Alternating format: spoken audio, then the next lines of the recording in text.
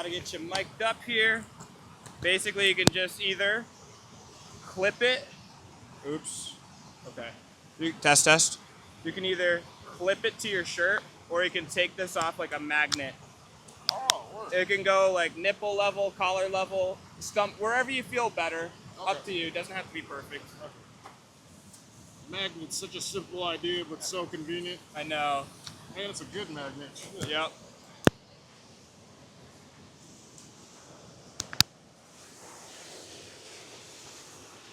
That all right there? Or? Yeah, that's perfect. Okay. Should I put it on the other side? You can actually put it inside your shirt, like so they won't see it, so it looks more professional. It will pick it up through the shirt. Okay, cool. It's like really good quality. And that's how you know it's recording. Right there. It's the red it's got line that's around fucking the sick. box. It even shows you the level of audio. That's volume. fucking sick. Yeah, man. Yeah, you ain't playing around. You're No, ready for sir. it. I was like, if I'm going to do a podcast, and the receiver itself has a magnet. That's clutch, bro. Yeah. So good. Ain't losing that today. That's what I know. It looked like I had an abnormal titty when it was under the shirt. I was like, fair. oh, never mind. Let me change this up. Yeah, that's fair. Wherever you feel better. Yeah. I'm going to go barefoot so I can ground while we're sitting here. Oh, hell yeah.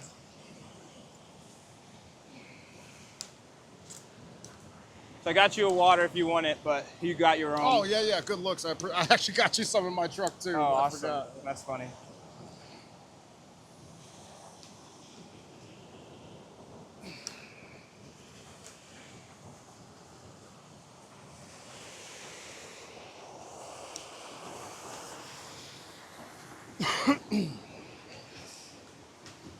Grounding, I might have to do the same.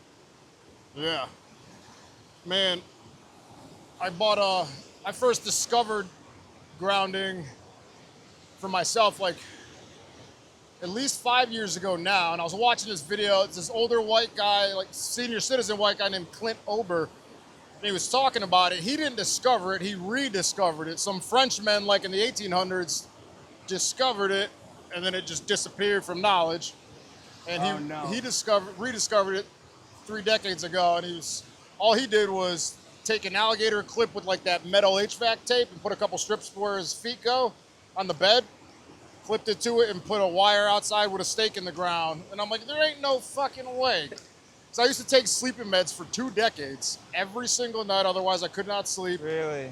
And mind you, 20 years, like I was in my fucking 20s 20 years ago, and I felt brutal pain everywhere, and I'm like, something's got to give. Long story short, the next day, I woke up after my first time using it, and while I was in the kitchen making my coffee, I was like, wait a minute. I just hopped right out of fucking bed, ready to go. I have no pain. I didn't take sleeping meds last night. I'm like, no fucking way. So then I got the multimeter out and tested it, and then even went outside and tested it. I was like, no shit. Huh. And ever since then, I've always used it. But this is the natural way to do it. Absolutely.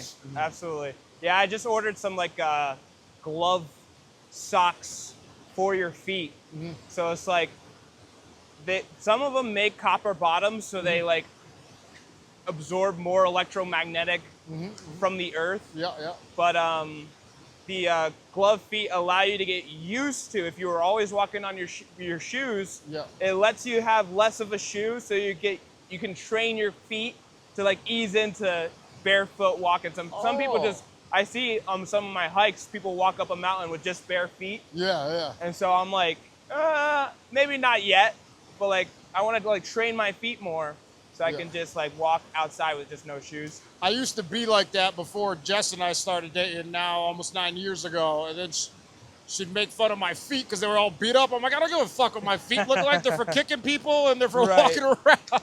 That's awesome. And then literally after I stopped going barefoot, then I started having all these physical ailments and injuries and problems and even more pain. But so I got to do my quick intro. Yeah. How should I introduce you? Your full name, or do you want to stay somewhat a little anonymous? You go Franco G. OT? Franco G. OG? No, just Franco G. Oh, Franco G. Mm-hmm. Okay. All right, awesome. And I know our mutual friend wanted to stay anonymous. His Hunter. code name Hunter. Gotta love him. Good dude. Good dude. But let's get right into it. All right. Welcome one, welcome all. You're listening to Care2Talk. Joining me today is my good friend and new acquaintance, Franco G.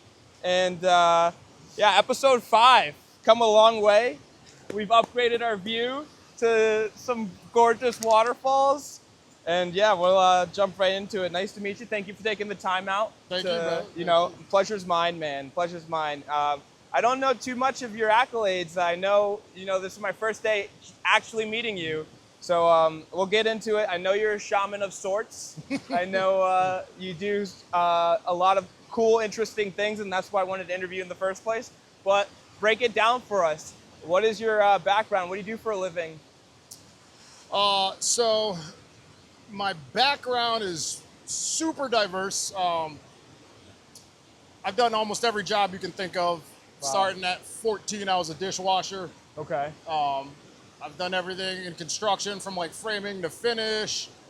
My longest jobs were bartending. Okay. Because it allowed me to train for my second job, which was mixed martial arts.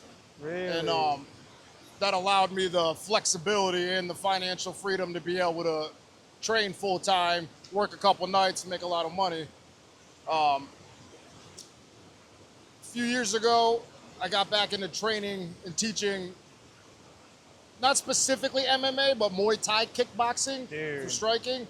I love Muay Thai. And then the pandemic hit, and that destroyed the fitness world, so I had to get a regular job. And I bounced around a little bit, but then I was working on like a forklift operator. Okay.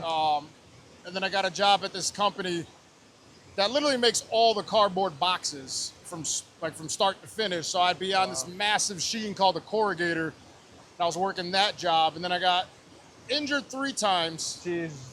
First one didn't report, second one didn't report. After the third one, I was like, screw this job. I matter more. And I was out for three and a half years on work comp. And that just closed about this time last year. And right now, thankfully, I have my childhood home, which is all paid off, and it's my rental property. So that supports my income to pay my bills right now. And then I do several things on the side. Now that I've finally got myself back into shape, it's less than a 6-month journey to get here. And now I'm training some individuals on the side and whatnot. Okay. And as far as what I actually want to do, is kind of what I briefly mentioned to you earlier in the back, is have a retreat where I can take men, and men specifically, because we're in an epidemic of men in this world, and meaning I want to teach people how to do all the basic things, from build a shelter if they need to be, start a fire, how to fight, how to protect themselves and their families. And if your states allow it, and if you have the licenses, teach them how to tactical gunfight with pistol and carbine. That'd be awesome. And for a select few, I'm still going to do a spiritual closing on it to get people to get in tune with themselves. But for a select few, I'll have them work with plant medicine. Okay.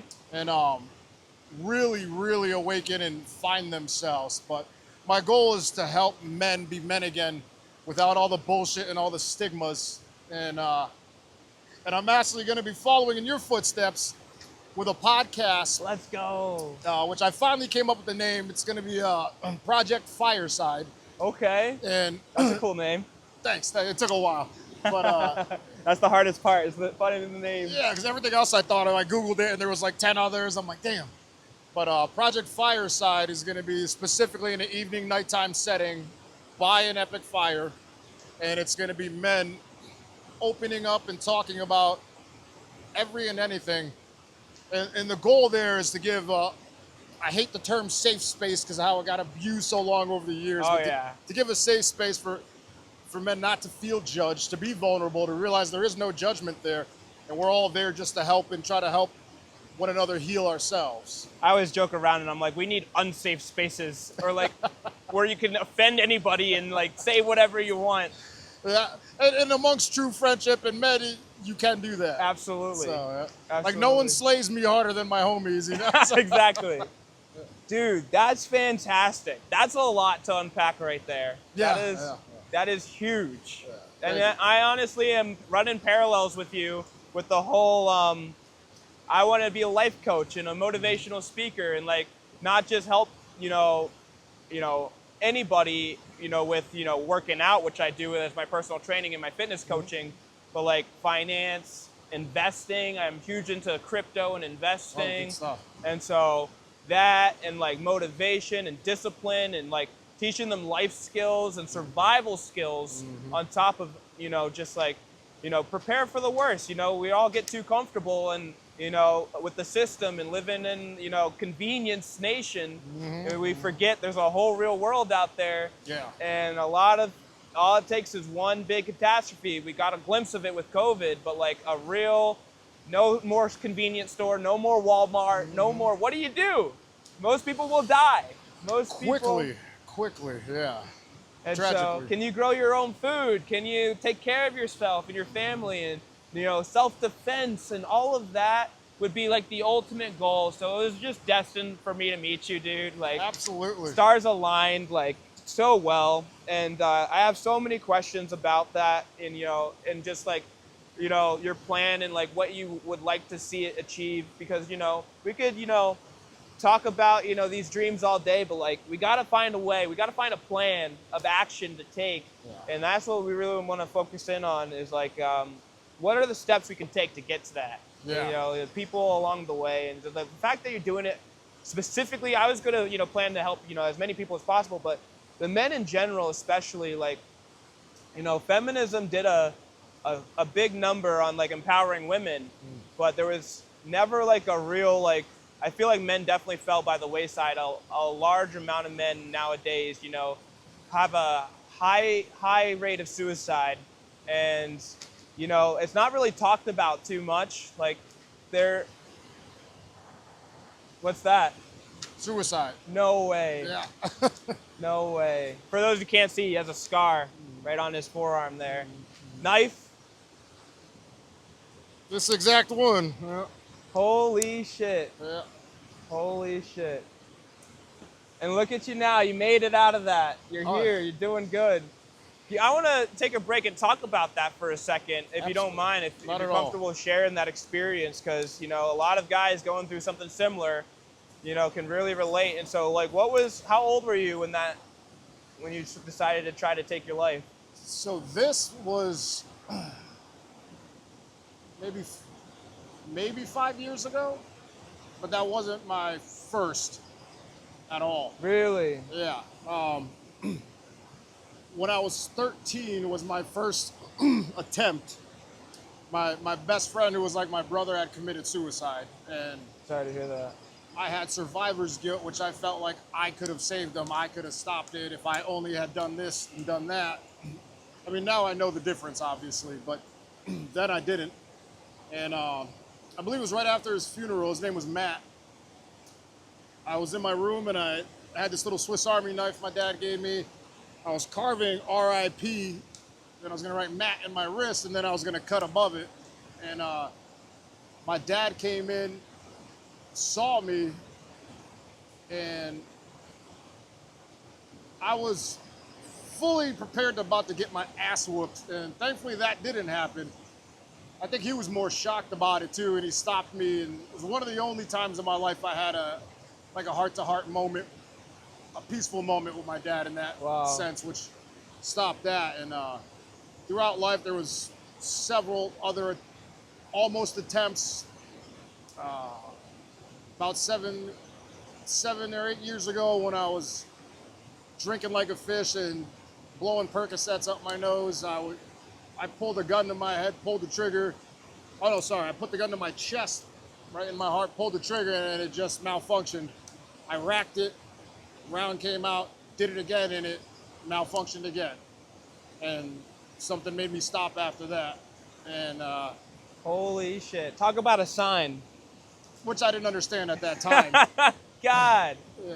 At that time, I was like, I'm so fucking dumb, I can't even kill myself. I'm not even successful at killing myself. And then this one was about 5 or so years ago, and the fiance and I were out at a friend's thing. I gave up pills at that time, but I basically just replaced it with alcohol and cocaine.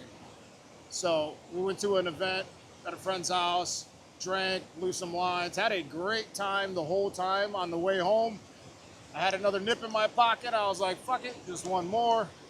Cracked it open, chugged it, and I can't remember if it was after we got home or on the way home. It's just like a light switch flipped. I don't even recall any of that part. And I was just a complete asshole. I call her my wife because we've been together so long and we're going to get married. So hell yeah. My wife and I had gotten into an argument, and I think in her desperation and frustration was basically just like, I can't do this anymore, I'm done. And something along the lines, I was like, fuck it, me too, and whipped my knife out and just went like that. And in front of her?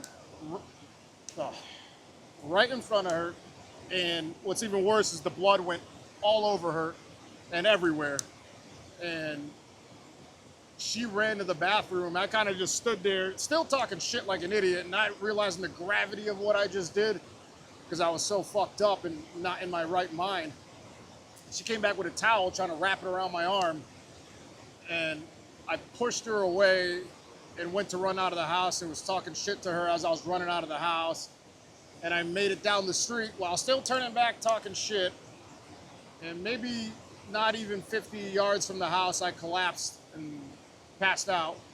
I woke up in the ambulance, and thank God there was a fire department not even a mile down the street, and that's who responded. Jesus. Yeah. And that's also when I learned that all firefighters are also EMTs and paramedics. Yep. And they were bringing me to Bay State Noble Hospital, which is in Westfield where I lived. I coded or lost, I had no pulse, wasn't breathing 2 times. No way. And then it happened again a 3rd time. Both times they brought me back. The 3rd time I wasn't responsive and wasn't coming back. So they rerouted to Bay State in downtown Springfield, which has a way bigger, more efficient trauma unit. And they brought me there. I don't remember any of that. I remember being in the AMBO, and that's like it. And then apparently during that time, they did bring me back. I still wasn't conscious, but I had a pulse and I was breathing. And then I woke up like a day later in the hospital, completely confused. I was in my own room, and I looked down at my arms. I looked like a fucking Smurf. Like I was blue and purple, my whole fucking body. And I just look down and I see the IVs everywhere and all the stuff. I realize I'm in a hospital. Then I look at my arm and it's completely bandaged or completely wrapped, but you can see all the blood coming through it. And then the medical team came in and told me what happened. And I was acting completely normal. Like, oh shit, I don't even remember it. I'm sorry. Like, I was apologizing to them and stuff. I was like, I'm sorry. I'm like, where's my wife or my fiance at the time? I was like, where's my fiance? Is she okay? And then I was just basically trying to get up and leave. Like, that's how I am. If I don't want to be somewhere, I'm gonna fucking leave, especially in a hospital. Yeah. And they weren't having it. They kept you there? They did worse. Which I discovered was, I think it was called Section 12. They they cuffed me, transported me downstairs, and there's a literal prison in the basement of the hospital. Exactly like a regular prison. There's the cells all the way around and the bubble in the middle where the COs or guards sit. And I had to spend almost a day or so there. And then they transferred me to a psych ward after that in Palmer. And no way. After almost a week, it was like 6 days and a half, I convinced them to let me out and that I was fine and I was good. And during that time, I was talking to my fiance and communicating, and she came and visited and then eventually came and picked me up. And from there, it kind of turned darker too for me because, one, I was completely ashamed of myself. I felt so bad because I knew the pain and trauma I just put on her, not to mention the oldest Jade who was home, who witnessed it all. Not, she didn't witness that part, but she witnessed me coming downstairs in the aftermath. So I was super fucked up in my head about that because I was so ashamed and didn't feel worthy of her anymore or the family. and even, not more so, but equally more concerning was I saw absolutely nothing. No light at the end of the tunnel, no heaven's pearly gates, no Jesus, nothing. I saw absolutely nothing. Nothing at all. So to me, that fucked me up mentally. No hope, just a lot of despair. Yeah, it was like, does nothing happen when we die type thing, you know? Like, I was... Life sucks. Yeah. Well, that's basically that story there. That's intense. Huh? That's intense. Yeah. How did you come out of that? How did you, like, was there like a therapy or like something that gave you hope and brought you out of that dark place? So what made you not want to try it again? Like, I immediately didn't want to try it again. I immediately regretted it, because I always say I committed suicide because I was successful on my end. You technically were literally legally dead with no pulse. Yeah. That's unreal. And you didn't have any sort of, you said there was no light at the end of the tunnel, but there was any remembering that kind of, like, it was just It was black. absolutely nothing. Wow. Absolutely nothing. The only thing I think I remember is just blackness, just complete darkness, pitch black. And I'm sure that probably reaffirmed your, nothing happens when you die kind of thing. At the time, yeah, because it made me way more confused spiritually. Yeah, so they had me go to therapy. I had somewhat of a new therapist named Claire. She was a sweetheart, but I quickly realized it was just like a fucking venting session, which made me feel good. But then I was getting to the point where, like, all right, well, where's my solutions? Like, where's my tasks to do so I can support my mission in recovering from this and getting better? And realized that was never coming. I was the one offering the suggestions, probably only after 4 to 6 weeks. And I probably did that for almost a year and then just stopped it because it just felt like a waste of time to me. They also did send me to the psychiatrist, as they always do, to put me on meds, put me on antidepressants. Gotta love it. Did you take antidepressants? I did. None of it did anything. It made it worse. Absolutely. Yeah. I thought it did because I was taking a drug and that's what they told me. Placebo almost. And I quickly discovered it just made everything worse. I've done a lot of research when it comes to antidepressants, and it's like there was a lot of unreleased documentation from these big pharma corporations of all these. They do a lot of research when it comes to or apparent research when it comes to these medicines, if you will, and they do basically these studies, and there was a lot of unreleased data from the studies, and a lot of people were like, wait a second, what about all that unreleased data that we know we paid for this study? Like, and they took them to court, they made them release all these unreleased studies, and it turns out like 81% of all antidepressants were as effective as placebo pills. And there was like 20% that were actually useful and actually help people.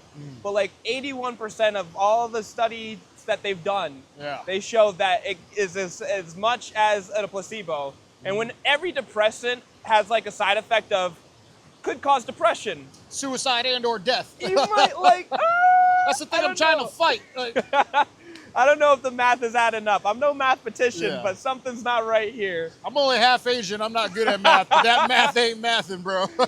Oh, I forgot to ask, how old are you? I just turned 40 January 31st. Oh, nice. Happy belated birthday. Thank you. Awesome, man. Yeah. That's huge. And were you always from Mass, or did you... Well, basically, I was born in Southern California in Montclair. Birds are chirping. Okay, yeah, that confused me for a second. Yeah, I was born in SoCal.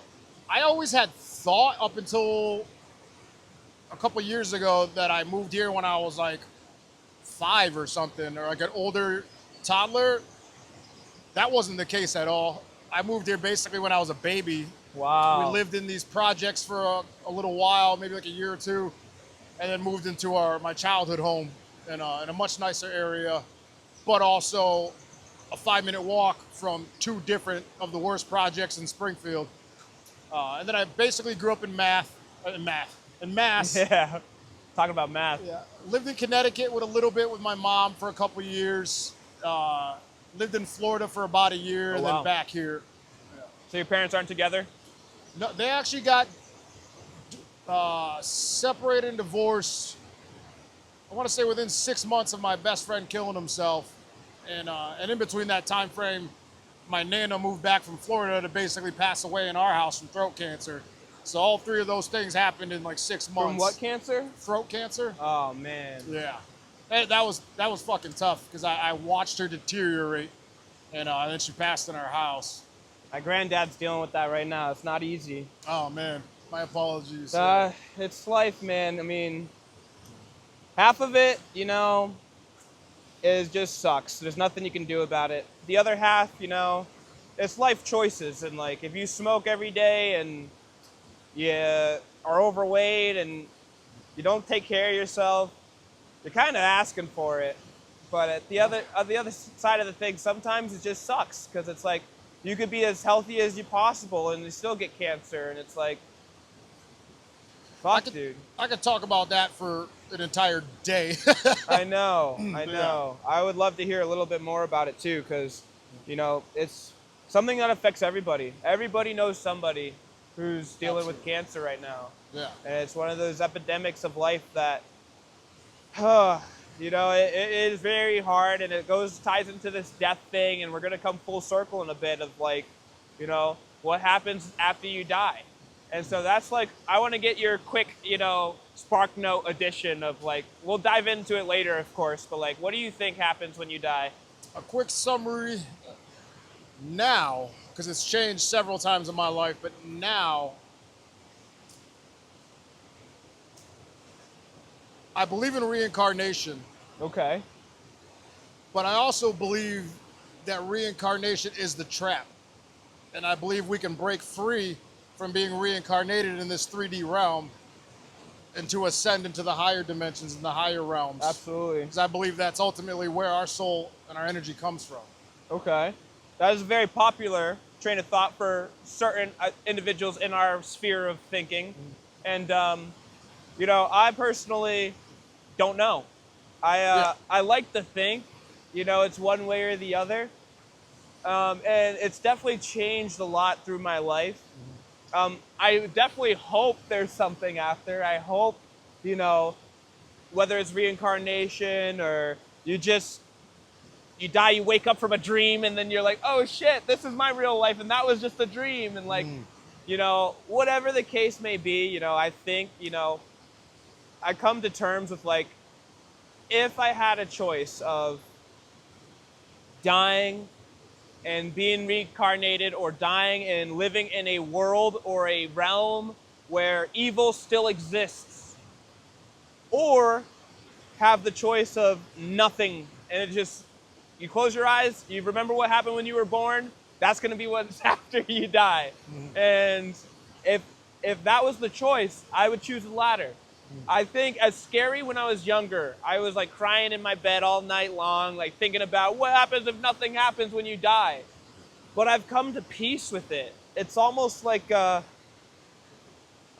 more evil, no more kids getting raped, no more pain, no more joy, but no more pain, no more experience. It's like, and if you think of reincarnation and like, you know, what if we get reborn, and like, you know, what if there's a next life and a next life? But like, what happens? Like, I do believe there's infinite experiences to be had. But like, what happens when you experience infinity? Like, if that's possible, if you've lived all these lives, infinite lives, and like, the only thing that's left to experience is non-experience. Yeah. And it's like, that makes sense. that might be an unfathomable amount of lifetimes you can live. Like, infinity will be forever and ever. But like, at the end of that, if you can even fathom that, the last thing to experience is nothing at all. So that would be like a spiritual death almost. And you know, I like to entertain that idea because like sometimes I close my eyes and I'm like, okay, after I've done everything I could imagine I wanted to do and more, experience the greatest pain and the greatest joy, what's the last thing to experience? Yeah. Nothing. And I hope, part of me hopes that's not the case and that it's forever and beyond. And we can, you know, that sounds amazing to me. Can I chime in on something? Absolutely. I absolutely get you and understand why you think those things, or even have maybe the inclination to want that at some point, possibly, you know, even just the idea. Yeah. I think you're thinking of it in that way, like all the negative and the pain and the evil in the world, because that's what's in this world. I don't believe that exists in other worlds, in other dimensions, in higher dimensions. Like, so even just our thoughts of all this negativity and darkness, that doesn't exist, so why would we even want to escape it, you know what I mean? Right. Just something to think of. No, I agree, you know, that in certain dimensions or realms or higher planes of consciousness, there is no evil. And it's like, why would you be evil? It makes no sense. Like, it's like 100%. But if there is evil anywhere, I feel like I'd be thinking of it. I'd be like, you know, I'd want to be the white knight. I want to be the, you know, that's not right. I don't care if it doesn't affect me and it's over there in that other lower dimension. But I used to be there too. And I know what it feels like. And no one deserves to, you know, be murdered or raped or especially babies being born. And it's like, there's so much just, and you know, I hope this is a simulation. I hope this is not real and there is no evil. And it was all just like a training simulation so we can experience what the beauty of after this world is going to be like. And now we'll even appreciate it and be more grateful now that we've experienced the illusionary evil. But at the end of the day, I don't know what's going to happen. I think if we're honest with ourselves, no one knows. Like, knowledge, you know, is something I definitely was going to save to later. But like, what's your definition of like truth? Like, what do you think, or knowledge? Let's not even get to truth, but like, what's like, what does it mean to know something? Well, let's see. Because there's belief and knowledge, right? Like, there's belief and knowledge. Yeah. Like, what's that? I'm trying to find that the distinguishing factor from just believing in something and knowing something. Oh, I think I can give a simplified answer of that. To believe in something is to have blind faith. To have gnosis is to know it. For my own personal example, I used to believe in God, and then I didn't.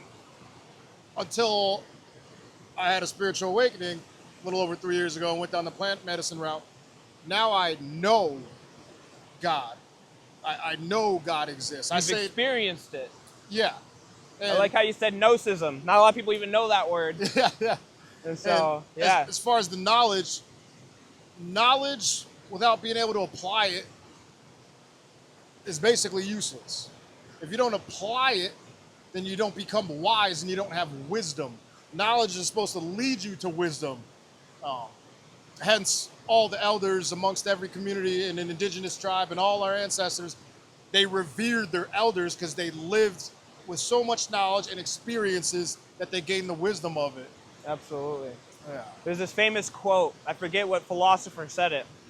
Maybe, I'm not even going to attempt to guess, but it was knowledge, or no, it was with knowing, it was knowledge without action is no knowledge at all. To know and to not do is to not know. Yep. It's like, oh, I know how bad cigarettes are. Smoke cigarettes. No, you don't. Yeah. Or like, you know, something silly like that. But I had to throw that example out there. Yeah. But that's a good example for me specifically. But you know, or you know, that's an example, but you know, you could make the argument like, yeah, you know, but you just don't care.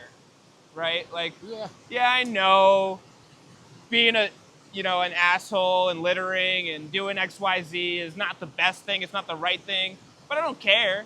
Yeah. I know what I'm doing isn't right, but I'm going to do it anyway because it's just my job. It's my paycheck, I'm going to, and so it also comes down to care. And I'll definitely want to put a pin in that conversation for now and save that because I got a great word segment at the end.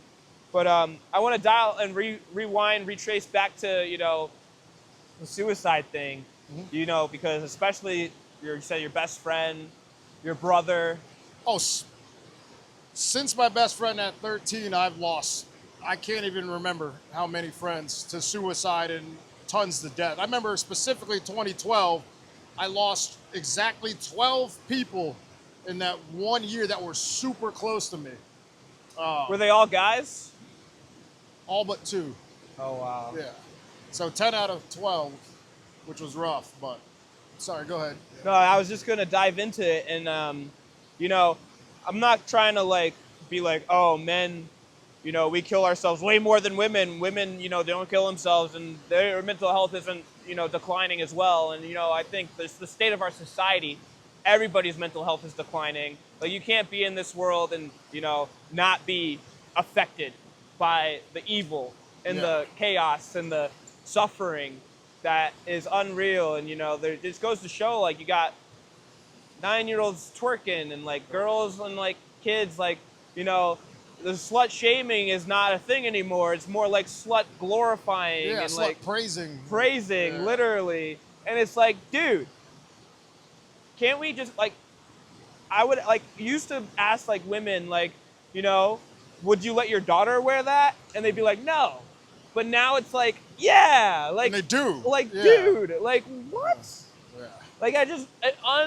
It blows my mind because I'm my number one guiding principle is freedom. So I'm all about letting people do whatever the fuck they want to do if they're not hurting anybody else. Mm-hmm. It's you want to, wear that when you're that age, do you? But don't tell me how to raise my kid, and I'm not going to, allow them to have that type of standard as long as they're living under my roof. Mm-hmm. And it's it's a very slippery slope because it's at one point, I get that's such a conservative way of looking at life. And it's just your human body, which, I also am on the page of we need to stop treating the body as some sort of taboo. And that's why we're over sexualized because it's almost like telling a kid that wants something only because you told him he can't have it. Mm-hmm. It's we want, to be hypersexual because when we're younger, we're taught oh my God, it's this big thing. And you can't be nude in public. Girls can't, be topless in public. And it's very concealed. And, it's definitely it's a catch-22. It's a catch-22. Yeah. It's a double-edged sword. And it's at the same point, I wouldn't mind a world where women and men could be naked in public. Mm-hmm. And honestly, I wouldn't mind that world if people were mature about it and weren't masturbating in public and weren't having sex in public. It's just the human body at the end of the day. That's how our most natural form. Talk about grounding and, same thing with your skin being in the sun and absorbing from all angles, letting all your cells be exposed and in certain settings, that's fine. But it's the over-sexualization of it.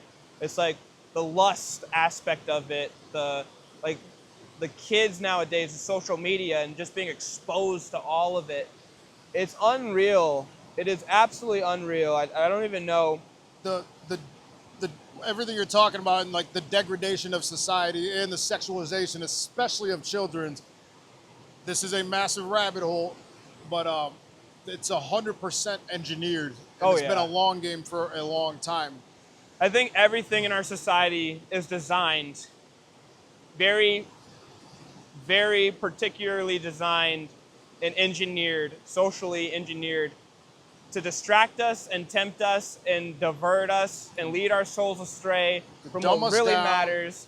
Yeah. Sports, TV shows, media, music, you name it, books. Everything. Everything obviously there's that 1% of media and music and art and culture that is trying to push the truth and what's right and beautiful and genuine and real. Which is exactly something you're doing right now. Exactly. But for the longest time, if you look at, obviously we're at the forefront of history. We're at the present moment.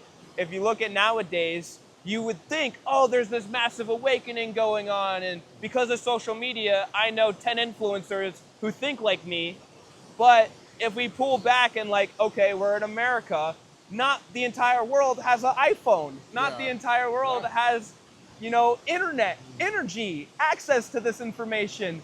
And they're still living in this, even in America, we're still brainwashed for the most part. Like, a lot of people are very stupid and immoral. And, it's sad. And a lot of people don't care. They don't want to change. They don't want to educate themselves.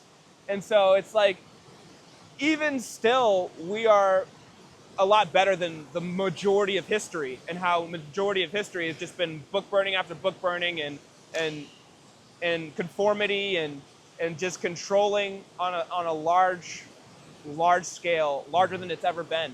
But now we have a chance. Now I think there's a real opportunity to capitalize on the technology's double edge of, okay, yes, it's being used for evil. Yes, it's being used to manipulate and control.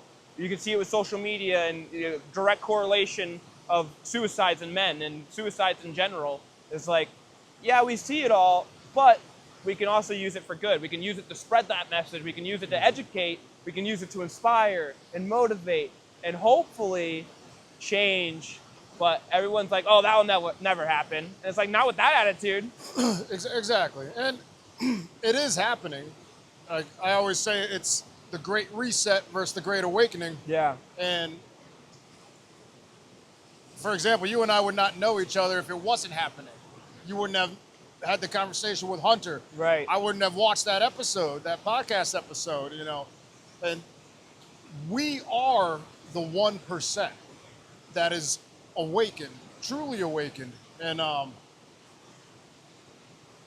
sidebar real quick.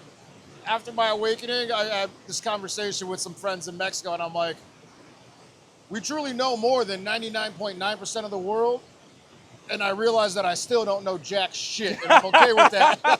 I was just about to say that, too. Yeah, you got to get comfortable with the not knowing. Yeah, but that's how you know.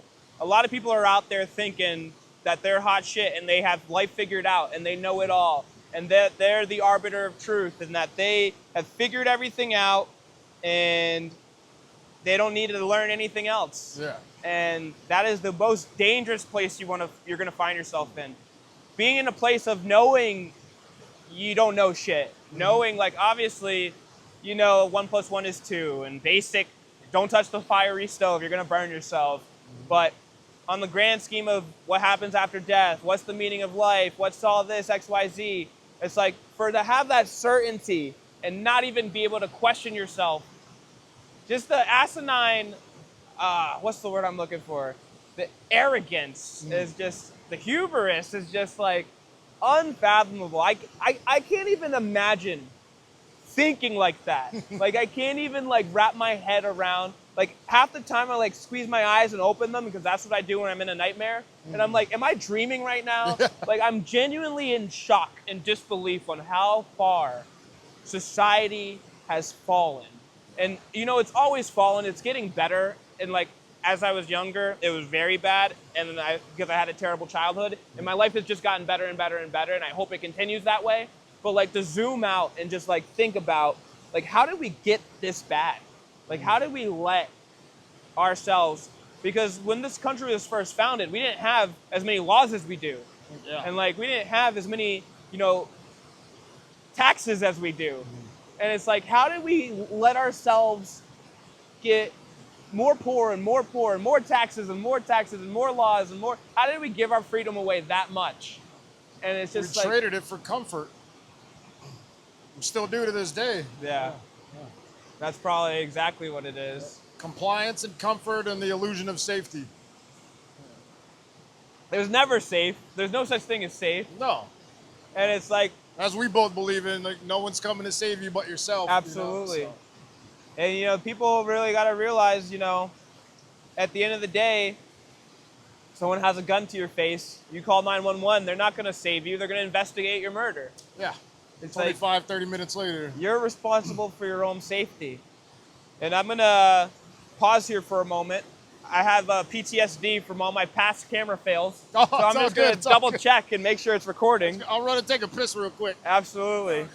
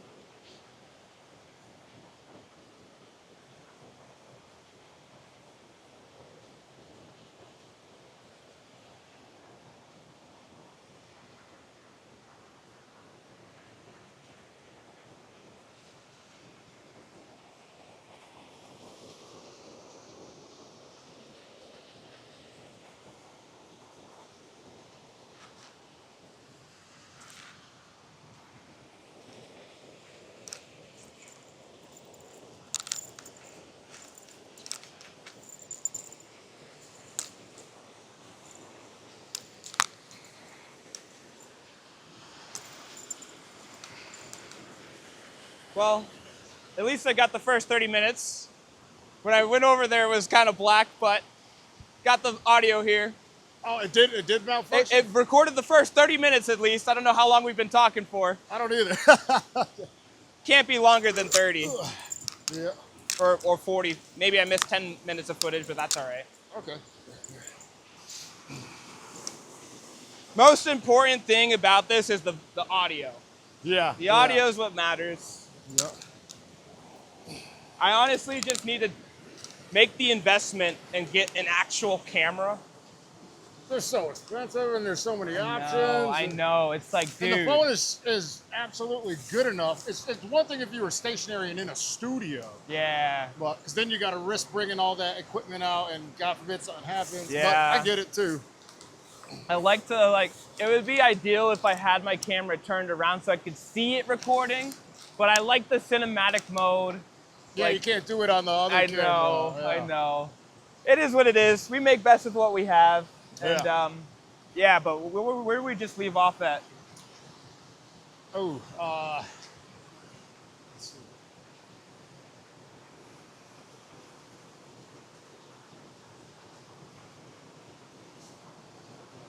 We're at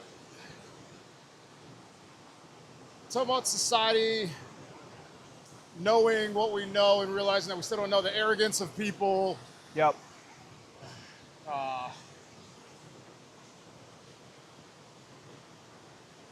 I'll take a jump off the just the social engineering.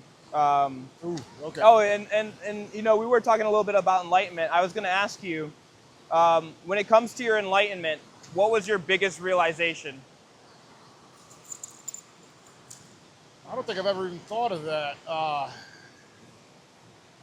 Like, what was your biggest, oh shit? Like, oh my goodness. I feel like there's several. I don't know if I could pinpoint it to one because they're all just so profound, but... Go over a couple if you'd like. Okay, well, one, realizing that all the magic and the myths and the Native Americans and all the stuff they practice, all the woo-woo bullshit, is not bullshit at all. It's the fucking truth. It's real, 1,000,000% real. Because if you would have asked me 3.5 years ago if I thought about any of this, or if I would be the way I am, I'd tell you you're out your fucking mind. So knowing that the traditional values and the ancients and our indigenous cultures and all of our ancestors were more closer to God in themselves than ever before, that was a massive realization. Another one was realizing that this 3D world is just a temporary fucking rental package vacation type deal. And I used to hate the saying everything happens for a reason. And predominantly because I linked it to when my best friend killed themselves. Everybody be like, everything happens for a reason. I'd be like, fuck you, motherfucker. Why the fuck did my 15-year-old best friend kill himself? What's the fucking reason for that? You know, like, I used to get so mad. And after my awakening, I realized everything does happen for a reason. It's either, there's a reframe, like nothing happens to me. Everything happens for me. Absolutely. It's all about the mindset and changing that mindset to realize that. Because one is staying a victim and blaming your life and blaming this, and the other one's holding yourself 100% accountable on it. Nothing bad that's ever happened in my life was because of something else. It was my choices, my choice in environment, my choice in friends, my choice in habit. You know, so that was a huge realization. Maybe the biggest is this, and that's, like I mentioned before, I believed in God, and then I kind of went agnostic for a while. And did you grow up in a church or like religiously raised? Both. Dad was Catholic, mom was Christian. Went to both. Okay. I even got a tattoo on my spine that's John 3:16 in Korean. And now I don't believe in God. I know God. I know God's real. You could never convince me otherwise. I know it, like without a doubt. You've experienced it. I experienced it, yeah. And it's, what is God? I don't know. We may never know, but I do know God is an energy just like we are. It's a frequency. And I didn't answer this way earlier when you asked about like, what is like the truth and of everything to me. And this is also what I discovered God is. And it's the ultimate truth, which is love, which is the only actual truth in this 3D world and probably beyond. Couldn't have said it better myself. Yeah. Dude, I'm right there with you. And it's unfortunate because you have all these religious, not religious, but their religion is science and proof and evidence. And, you know, your proof might be anecdotal and it's not good enough for them. And because they haven't experienced, you know, or they're so pessimistic and cynical and nihilistic in nature, their head is metaphorically down. Yeah. And so when your head's down, you miss the beauty that's all around you. Mm-hmm. And if you're not positive, if you're not operating on a higher wavelength, looking up, you're not going to be able to see the miracles happen. You're not going to be able to see the experience of God, of truth, of spirit. And you won't even give the time of day of someone who's trying to tell you their evidence, their anecdotal history of their experience. You're like, you're that's crazy. Just brain chemicals, bullshit. It's like, dude, okay. And it's the atheists that irk me the most. And part of the reason why is because I used to be an atheist when I was in high school. I think most kids go through their atheistic phase, but like, I was definitely hardcore atheist. Like, we all die, nothing happens, life sucks, fuck you, fuck the world. Yeah. And honestly, it was a lot of near-death experiences that brought me out of that thinking, and a lot of psychedelic and awakening experiences that brought me out of thinking. But the best, most basic way I can explain to any atheist how stupid they are is basically like, you have to at least, if you're a smart, intelligent, or somewhat wise individual, you have to be honest with yourself and not be arrogant and naive and claim. The only way you can be an atheist is by claiming you know it all, or you know enough so that you can make the judgment, the call to say that there's no God. Yeah. It's like, if we represent this blank piece of paper as all the knowledge there is to know in the universe.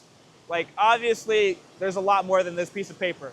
But like, and like, if we represent this circle as all the knowledge to know in our Milky Way galaxy, and then this circle in that circle is all the knowledge you can know on the planet. Mm-hmm. Like, I probably know like a fraction of a fraction of a fraction. You can't even see it. I was about to say, you can't even see the tiny dot that we know. It doesn't even represent on the paper. Yeah. But some people I've gone through this practice with will literally say, I think I know about this much. I think I know about this much there is. And even still, even if you do know that much, like there's all of this that you don't know. Yeah. And so you can't claim that there is no God when you don't know all there is to know. Exactly. You have to, at least if you're intellectually honest, you have to be at least agnostic. I can't respect an atheist because they're just stupid. They're just I misspoke ignorant. earlier. I said agnostic. I meant to say atheist. Okay. Yeah. Okay. Yeah. But yeah, it's like an agnostic, gnosticism, A is the Latin prefix for not. It just means not knowing. It's as simple as that. It's not like you're, ignorant. You're ignoring something. It's not like you're it's like you're nescient. You just don't know it. And those are the people that I want to reach the most, as the atheists, the people who are so narrow-mindedly sure that, because those people are the people who are causing the most harm. Those people who don't care the most because they're so bent on there not being any God. Because if there's no God, there's no right and wrong. Yeah. And that means what's right is whatever the government says is right. What's right is whatever's good for me. AKA these globalists, yeah. And it's a very slippery slope from there. It's a dog-eat-dog world, and as long as I'm okay, as long as my family's fine, fuck you. I'm gonna step over you and harm you at your expense, at your own peril, just because it's good for me. What's good for me, it's good for me regardless of everybody else. Mm-hmm. And that's the mindset that I really want to, my biggest goal is like to end all evil. And my definition or my perception of evil is just the destruction of freedom, the harming of other individuals, whether that's the earth. And I'm not talking about hunting your food. You got to survive to a certain extent, but the wastefulness, the harm, the waste and harm is what I'm really addressing here. And it's like, we can live in harmony with the world. We can live off of the world and hunt, elderly elk. As all of our ancestors have done for all of humanity before us. Exactly. Yeah. It's like, I wish I was born back then so I could experience, and maybe I was with reincarnation and this is my 20,000th life or whatever. Past lives, yeah. Possibly. But, I am glad I'm born today because this is where change happens. If you want to shape the future, it starts right now. And what a better time to be alive than right before AI takes over everything. We can still impact the world to a certain degree.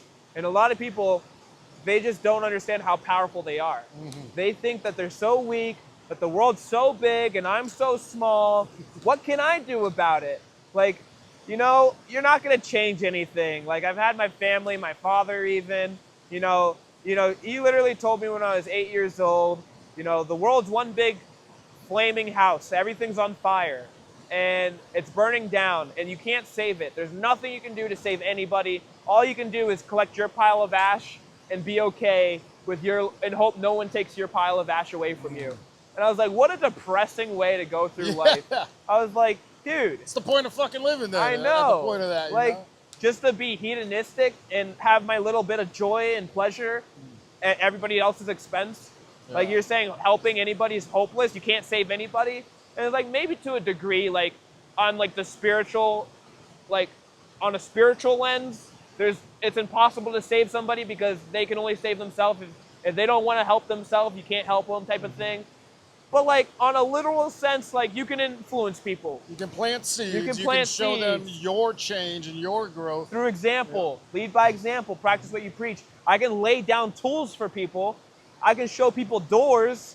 Yeah, they have to pick up those tools. Yeah, they have to walk through those doors, but they wouldn't have been able to do pick up those tools, walk through those doors if I didn't show them, if I didn't lay down the tools for them, if I didn't do the work myself. And so it's we got to get out of this cynical nihilism of just everything sucks. And I'm a huge philosophy guy over here, so everything I look at is through a philosophical lens. And I study my biggest thing in philosophy is ethics and morality. And so I try to find ways so I don't have a preconceived notion of the world, because we're all born with one.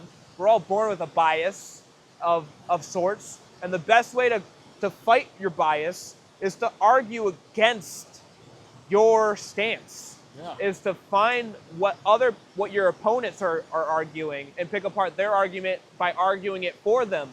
And so I am a super positive person who believes love is the ultimate truth and love is God, and love wins in the end, and we're all kumbaya, my Lord, at the end of the day, and nothing but peace, joy, love, happiness, harmony is going to happen for eternity. But that's what I want to happen, and I'm biased towards that mindset. And so I try to, what's the exact opposite of ultimate positivity? Ultimate negativity. Yeah. And so nihilism is like, cynics and nihilists are like my ultimate opponent in life. And so I try to be like, okay, what is nihilism? Order every nihilistic book I can find. Let me look at like the ultimate nihilistic argument. And their ultimate argument that I've found personally, like I'm sure there might be one out there that I'm missing, but like their ultimate argument for being negative and like, or pessimistic maybe, because there are some nihilists who are happy, and like they exuberate joy and exude joy, but they're still like philosophically nihilistic. And their ultimate argument is, oh, well, we can't prove for certain that we're just not in a dream right now. We can't prove for certain that we're not in a simulation. No matter what, all of our science, all of our math, all of our history, all of the knowledge we have, we can't know for sure if this isn't just some dream or some fantasy where just a brain in a vat somewhere in a lab. Like, we can't prove that, so we can't know anything, and nothing matters. Yeah. That's pretty much their train of thought. Yeah. And it's like a very like, okay, and then a drastic, oh, life sucks and it's meaningless. Then it's it like, just drops off the cliff there. Literally. Yeah. And it's like, okay, maybe we can't know for certain that we're in a dream. Maybe we can't know for certain that this is a simulation. I argue that we can. I argue that the truth is out there, and there is a way to find out through our dream, through exploring the dream world, through exploring, code and simulation theory, and like diving into physics and metaphysics and like logic and reasoning. We can deduce what the ultimate truth is through logic and reasoning. That's what I argue. But even if we couldn't, I'll like give them that little grain of argument. Like, even if we couldn't, it doesn't matter. Like, we can still find meaning in our life. Yeah. Like, through context. Like, who cares if we're in a dream? Who cares if it doesn't matter at the end? It matters now. Like, I feel pain, pleasure, joy, happiness. Like, I can create purpose in the temporalness of life. Like, and that's the beauty that has kept me along, is like, yeah, I don't know if nothing happens and all my work goes for nothing anyways, and like whatever, but all I need, like, say there's a 99% chance, 99.9999 repeating infinitely chance that when we die nothing happens and it's all over, and everything you do, everything you say is just meaningless. Nothing matters anyways. It doesn't matter if you're a good person, it doesn't matter if you're a bad person. Whatever you do, nothing happens anyways. That's a fear of mine, but all I need is a 0.00, infinitely repeating 1% chance that we could have a happy ending. We could have peace and joy and love and prosperity forever. And even if there's a 0.0 infinitely chance repeating that there is a chance that that happens, I'm living for that. Yeah. I'm living to fight for that outcome. And that, I'm not on the fence of, yes, we're going to see love win in the end. As much as I'd like that to happen, if I have that mindset, I'm not going to work as hard. I'm like, oh, love wins at the end. Fuck do I need to do? Yeah, like, let me love a little less or do some dumb shit, because ultimately it's going to be love in the end. No matter what, I can be as a shitty person as possible. Jesus already died for my sins. Yeah. Fuck you mean? What do you mean I need to be a good person? Jesus died for my sins. I can murder, I can rape, I can pillage, I can kill. Like, fuck out of here. Litter, like, whatever. Like, everything's good. And so I like to entertain I think extremes are very dangerous. Both extremes of nothing matters or everything's good. It's like, both are dangerous. I like to think that there's a 90% chance that there is nothing and evil wins and destroys everything. And that 10% chance that what we do can change that. What we do, what we say, our actions have consequences that absolutely can impact the state of the world. And it gives you purpose. It's like, I matter. Like, I can impact the world. I can change history for the good and the bad. And the scary part is we all can. We all have that power. We all have that ability. And so if you have 51% of the population nihilistic and 49% positive, the nihilists are going to win. And so all you need is 51% of the population to be screaming, love's all you need, and we win. Like, you just need that majority, just like voting, but the spiritual version of it. Yeah. And it's like, if we can educate and impact, and even if I don't do it in my lifetime, but if I get the ball rolling, and then 10 generations later, we have 51%. Yeah. Like, that's what I'm working for. That's what I'm working towards. And that's beautiful, just, man. What'd you say? That's beautiful, man. Thank you. Thank you. That's at least how I like to see it, because that's what's going to motivate me to try my hardest. Speaking of motivation, great segue into the next question is, what's your biggest motivation? I know there's a saying of motivation comes and goes and discipline lasts forever. That's but exactly where I was going to go. Dude, but motivation has its does moments. help. Yeah, for sure. It does help. Yeah. So, even after my spiritual awakening, like right when I came back, like when I was there, I dropped all social media completely, deleted it from my phone and everything. And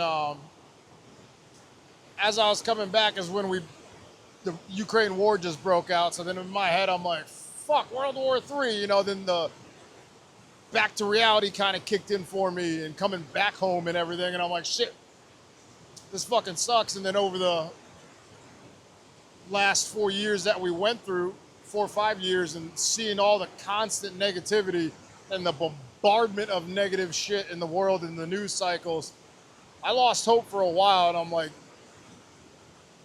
the Great Reset's won. And now I don't think so. Especially because we talked about the Great Reset versus the Great Awakening. I'm seeing more and more people wake up. And that motivates me to see that people are waking up, to see people that I've had friends for ages that are, even if they're just posting spiritual quotes and they don't follow it, I don't give a shit. Would I love them to actually live by that? Of course. But I can't be a hypocrite either, But just to see that and to see more and more and more of it, that motivates me to keep pushing and to keep going, because ultimately I just want to serve. And so seeing those little ripples everywhere now, and more ripples and bigger ripples, that motivates me to just keep going and keep pushing. And right, no one's perfect, right? So it's like, even those people who are posting quotes or who do act like they're, spiritually awakened and, at least they're contributing to the positiveness of the aspect, whether they're, behind closed doors, beating their dog and doing God knows what, like, at least, they're trying. And, no one's perfect. And that's what helps me love everybody. As a hot take as that sounds, I love everybody, child pedophiles and all. And, people hear that and they're like, whoa, what the fuck did you just say? Unsubscribe. But honestly, that doesn't mean I like them. That doesn't mean I don't hate them. And it comes down to how we define words.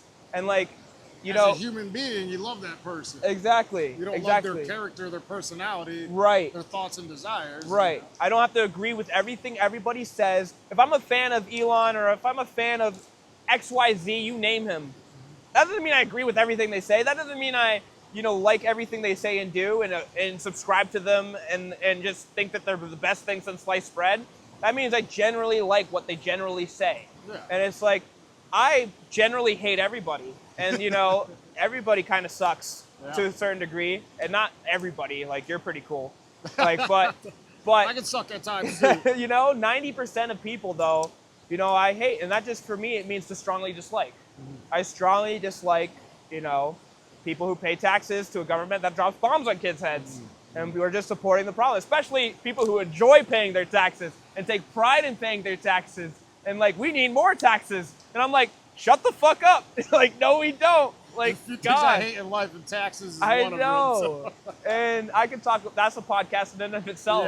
Yeah. And I honestly, that doesn't mean I don't love them still. That doesn't mean I don't want the best for them. That's my definition of love. Yes, I have my more nuanced definition, like love's the force, love's God, ultimately, the ultimate truth.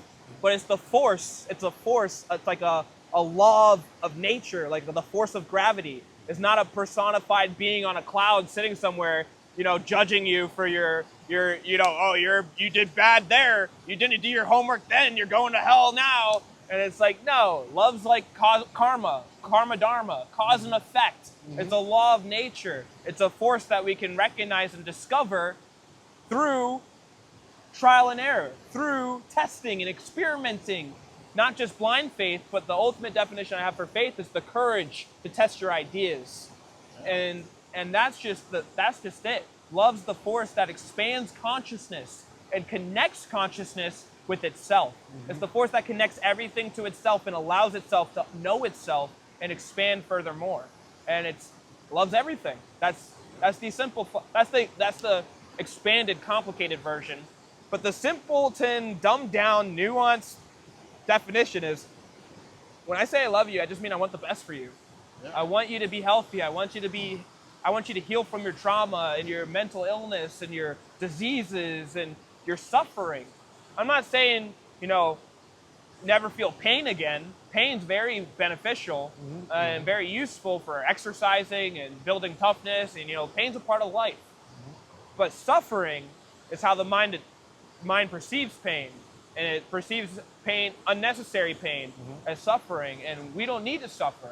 No one does, and I don't wish suffering on anybody, and that's what I mean by love. That doesn't mean I love like you. That doesn't mean I it's not just intimate or a sexual thing, which majority of people subscribe to are going to say I love. I tell my handful of guy friends I love them almost every day, and it's because I love them. It's nothing sexual whatsoever. And that's a perfect distinguish or realization, because they are trying to take that word away from us by over-sexualizing it. And it's like they're trying to literally degrade everything. And if English language is a mess in and of itself, tons of logical inconsistencies, tons of just, what the fuck are we doing with this language? It's a mutt language, but we got one good word, and that's love. Yeah. It's that one word that not a lot of languages actually have a word for love. I think the ancient Greeks, said a paragraph in order to say I love you. And it was a beautiful paragraph. I forget exactly what they said, but it was like, oh, when you come home, your heart warms my soul. I'm so happy to have your head on my chest, and da-da-da-da-da. It goes on for a paragraph. I'm like, that's what you say for I love you? That's a lot, man. I know. And so it's that word that's so beautiful, or it can be so beautiful, if we had the right mindset, the right definition. And that's what I think a lot of disagreements in our society, in our world, just come down to, is miscommunication. Yeah.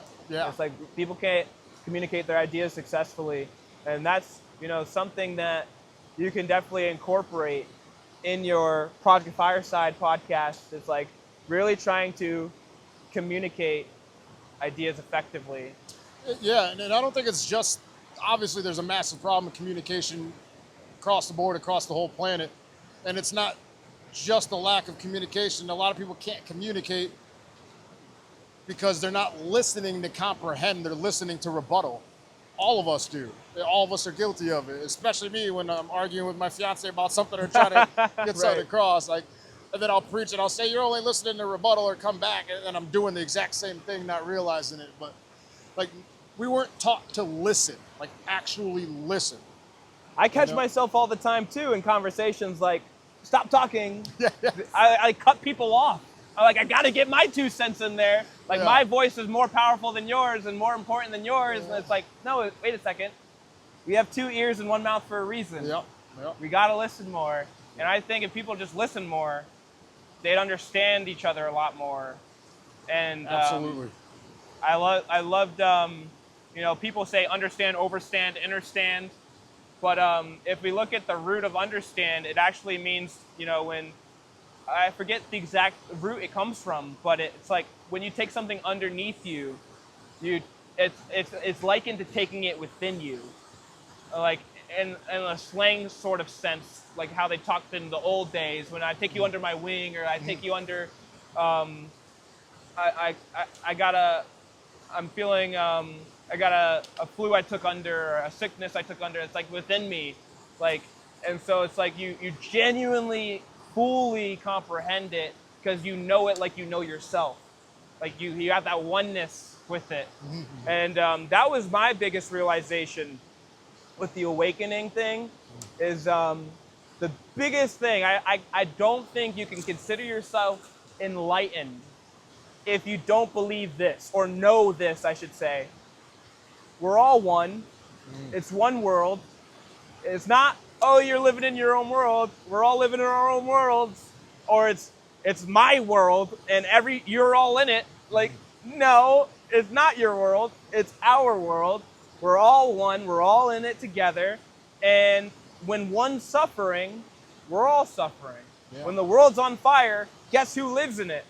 Collective consciousness and all of us. Yeah. We all burn. Yeah. And it's like, no, and that's why I think, if there's a higher plane out there, that's separate, or if this is the illusionary world, I could see that. If this is just an illusion, a Maya, a matrix, then yes, that would be amazing. Yeah. But maybe, there is evil. Maybe it is real. Maybe this is a spiritual battle, a spiritual war going on. And, you got to prepare for both. But I do think that was my biggest realization. You said you had a couple, though. I do want to kind of circle back. Do you have any other big realizations spiritually for your awakening? The collective consciousness and we are all one thing. Yeah, because again, that was another thing I hated hearing before the awakening, and then afterwards I realized how true it is. And I think about it often, especially when I'm driving and I get road rage. I don't act out and do crazy shit. Right. I'm absolutely oh, this stupid motherfucker. Right. That's when I catch myself often at the weakest points. And then I realize, I don't know what's happening in that person's head or that person's mind, or what's going on in their life, or I don't know why they're in a hurry. I don't know why they're driving slow. I don't know why they just cut me off. Everybody, it's led me to more compassion to understanding other people. And I also have this theory / thought that everybody else is you in a totally different timeline and experience in life. You are me, I am you. Absolutely. And almost like a multiverse kind of thing. Yeah. That's you. I would do exactly what you did, the exact same way you did, if I was put in your shoes and born where you were born and came from where you came from. Yeah. I'm no better than anybody. I would do the same mistakes, be as stupid and as evil and as ignorant as they were, because they came from that. Yeah. And that's exactly how I kind of see it too. Yeah. To have more grace for people and compassion for people, realizing that we are all one, just completely different levels and at different points of the game, this game of life, and understanding and ascending into higher consciousness, That's probably going to be a lifelong thing for me, the road rage and the traffic and the shit that people do. It's one of those things, especially when they're clearly in the fault of swerving in your lane or cutting you off and you're breaking the rules of the road. I'm not a rule guy, but when we're doing a rotary, you got to yield, dude. Yeah. Come on, man. Yeah. So many people don't know how to drive. We have the worst drivers in history, and it only gets worse year after year after year, and it's only going to get worse, unfortunately. But road rage incidents, this was about a month or so ago. My wife was coming home from work, and 2 lanes merging into one. She's in the left lane that has the right of way. This guy just keeps trying, so she brakes and lets him in. And she's like yelling at him through the window. This motherfucker stopped traffic around the blind turn in rush hour, one of the busiest roads that interconnect West Springfield and Westfield, and jumped out on my wife. And she was like, come on, motherfucker, let's get us. She can handle herself and she stays strapped. Okay. But something in it made him turn around and get back in the car. And I was fucking pissed. I found that dude the next day. Well, the same day I found out exactly who he was and where he works, where all this different stuff. And then like a couple days later, I'm getting on I didn't do nothing, but I'm getting on the highway and there's a light. It's always flashing yellow unless rarely that traffic is coming from the off-ramp straight across, and it was red, so I stopped. Immediately, mind you, this guy was riding my ass for a half an hour coming from basically here all the way back into the city. Jesus. And I'm like, I can't stand when people ride my ass. And I get to the light. As soon as I stop, and so I look at the light, it's still red. I throw my truck and park. I'm like, you see the fucking red light? I'm like, shut the fuck up. Like, I was so fucking annoyed. And then I got back in my truck and drove off. But it's like, I also can see myself in that guy's, after the fact, I see myself in that guy's, what if he was in a rush? What if he was about to be late to work? I get it, you know, I get it. But I don't know where I kind of went off track with that. No, still, I know exactly that feeling. Especially, that's one of my pet peeves too. Like, don't ride my ass. Like, dude, like, come on now. Like, especially because we're in 7,000-pound vehicles. So like, dangerous. Yeah. So dangerous. Deer could run out of the road, raccoon, squirrel. Yeah. You know, I have half the mind sometimes to brake check them, but I'm like, I just got my new car, so no, I can't. But I was gonna butt in when you said, you know, the thing on your piece on you hate when people say everything happens for a reason, because I hated that too, and I was like, what the fuck is the reason for babies being raped? What the fuck is the reason for, you know, XYZ? Like, are you fucking kidding me? Like, God is sitting up on his cloud, and this is what drove me to being an atheist, because the God that religions peddle is this all perfect, all good, all loving God who's all powerful too. Omnipotent, omniscient, and you're all-knowing. telling me this all powerful, all perfect, all glorious, all amazing God would let a fucking baby get raped? What the fuck is the reason for that? And I was like, fuck you and your God. I'm going to be an atheistic asshole now because life doesn't make sense anymore. Because it didn't make sense. And, you know, I came to terms of, like, sometimes the reason is there is no reason. Sometimes the reason is they're mentally ill. That's the reason. They're sick. Sometimes it is that simple. That person's just an evil fucking person. Like, they're ill inside, yeah. And so, like, and, you know, that also why I believe that God is not this person. It's just these laws, these rules, basically like gravity. But, like, you know, I like to think he might have, like, a person to him, like some type of conscious aspect to it as well. But at the end of the day, I don't know. I know God is real because my definition of God is the truth. And without truth, nothing could exist. Yeah. Nothing would be real. Nothing would. So if you are you know, wanting to be as simple as possible, you can't deny truth. And, you know, some people try to be like, oh, there's no objective truth.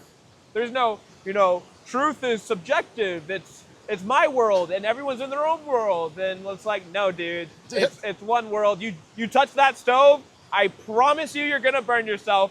That's the objective truth. I don't care how hard you believe. I don't care how many people put their heads together and try to think their way out of it. And, you know, I do see some things like Shaolin monks sitting in fire. And, like, I do see some things like that where I'm like, whoa, maybe there's something else that I'm missing. Maybe there's, like, some sort of, but then again, they're using the truth that they've discovered of how to do that. They're using a real through discipline and consistency and deep practice and devotion, They didn't just wake up as a baby and sit in fire. There's a reason they can do it and we can't. Right, right. They hone their body through years of just training every day, of mastering their chi energy, of mastering the truth, the laws, the way you can breathe and change your temperature and regulate your own internal world. But they didn't just like, oh, let me just woo, snap my fingers and sit in fire and, drink the juice, drink the magic juice and I'll be okay. Mm-hmm. Like, that's how you freaking die, you idiot. You're gonna freaking, you think you can fly? You want to jump off? I'm not gonna stop you. I believe in free will and freedom, but I'm gonna tell you how stupid you are, and I'm gonna try to convince you otherwise. But at the end of the day, I'm a huge believer that that's just it. It's as simple as that. It doesn't have to be complicated. Everyone wants to overcomplicate things and be like, oh, it's too complicated for you to understand. Even if there was a truth, we're too stupid to understand it. And it's like, maybe a lot of people are. Unfortunately, we've been degraded to a point where it's getting like, it's getting very hopeless sometimes. Some days I feel like there's no getting to people. Like people, especially like my mom and my grandma, are like super just like, my whole family is like pro-government, pro-taxes, pro... That's generational programming and indoctrination. My entire family comes from the military. My entire family comes from some type of government agency, some type of, Oh, so that's why they're super biased with it too, yeah. And it's just like years of being, this is the only way. You have to go to school. You have to do X, Y, Z. You have to pay your taxes. You have to give more and more to the government because if you don't, then you're a bad person. And it's like, it's just indoctrination and mind wash and mind control. And it's just like, why can't we think of a different way? Like, why do I have to go to school? That was my biggest thing because I'm super dyslexic, hate school. I was like... I hated school fully too. Yeah. I'm like, there's no other way for me to be successful if I don't go to college for 6 to 8 years. Yeah. It's like, and everyone has a bachelor's. Then be in debt for another 30. Yeah. Sorry. Literally. And it's like, people's imaginations are dead. People's spirit are dead. And that's why I love my job because we call ourselves Revive. Revive, we're trying to revive people's souls, their spirit. We're trying to reignite their hope. And teaching them that there is another way. And it's a perfect segue into this next question I have for you. Before I get into it, actually, I do want to circle back to the social media thing because you said you don't do any social media at all.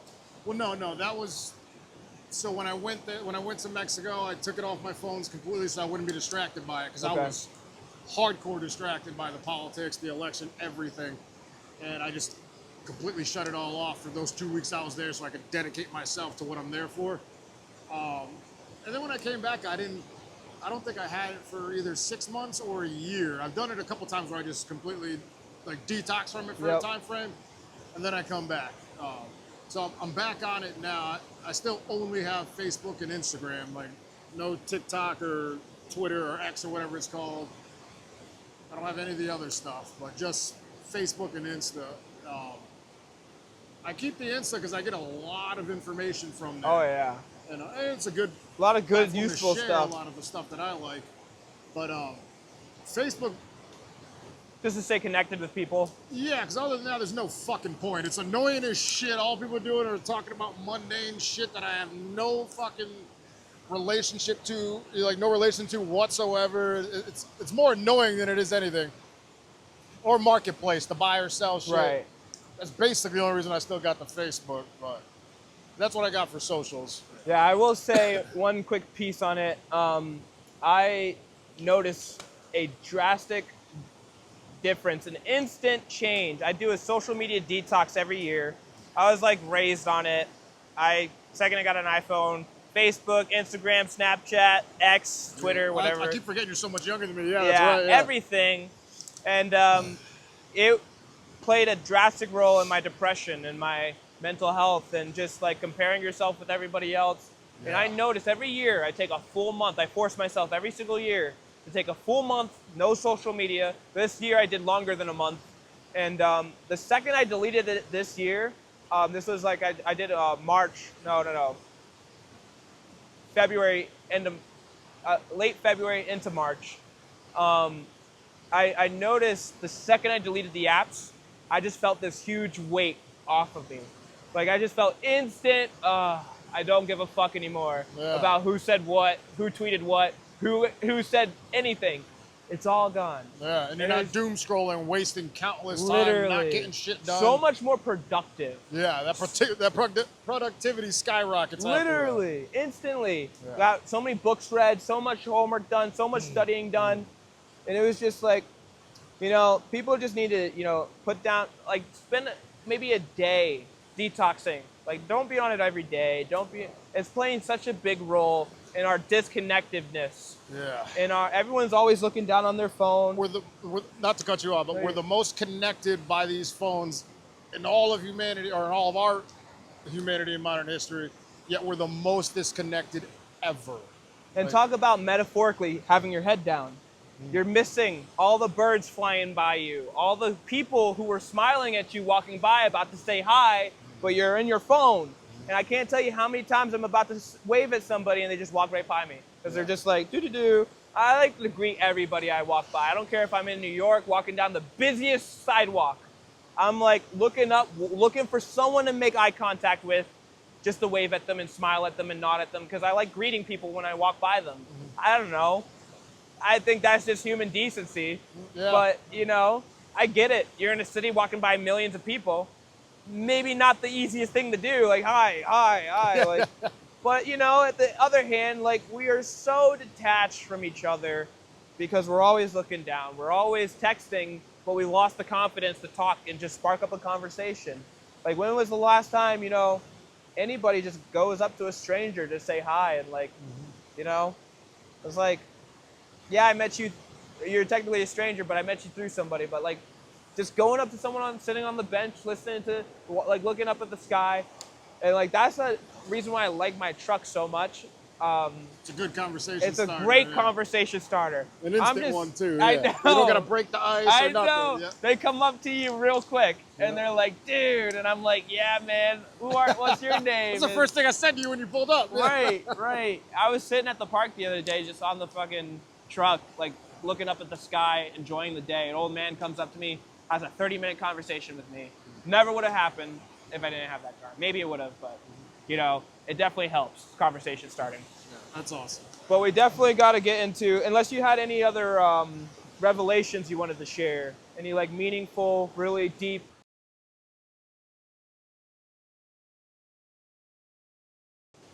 awakening.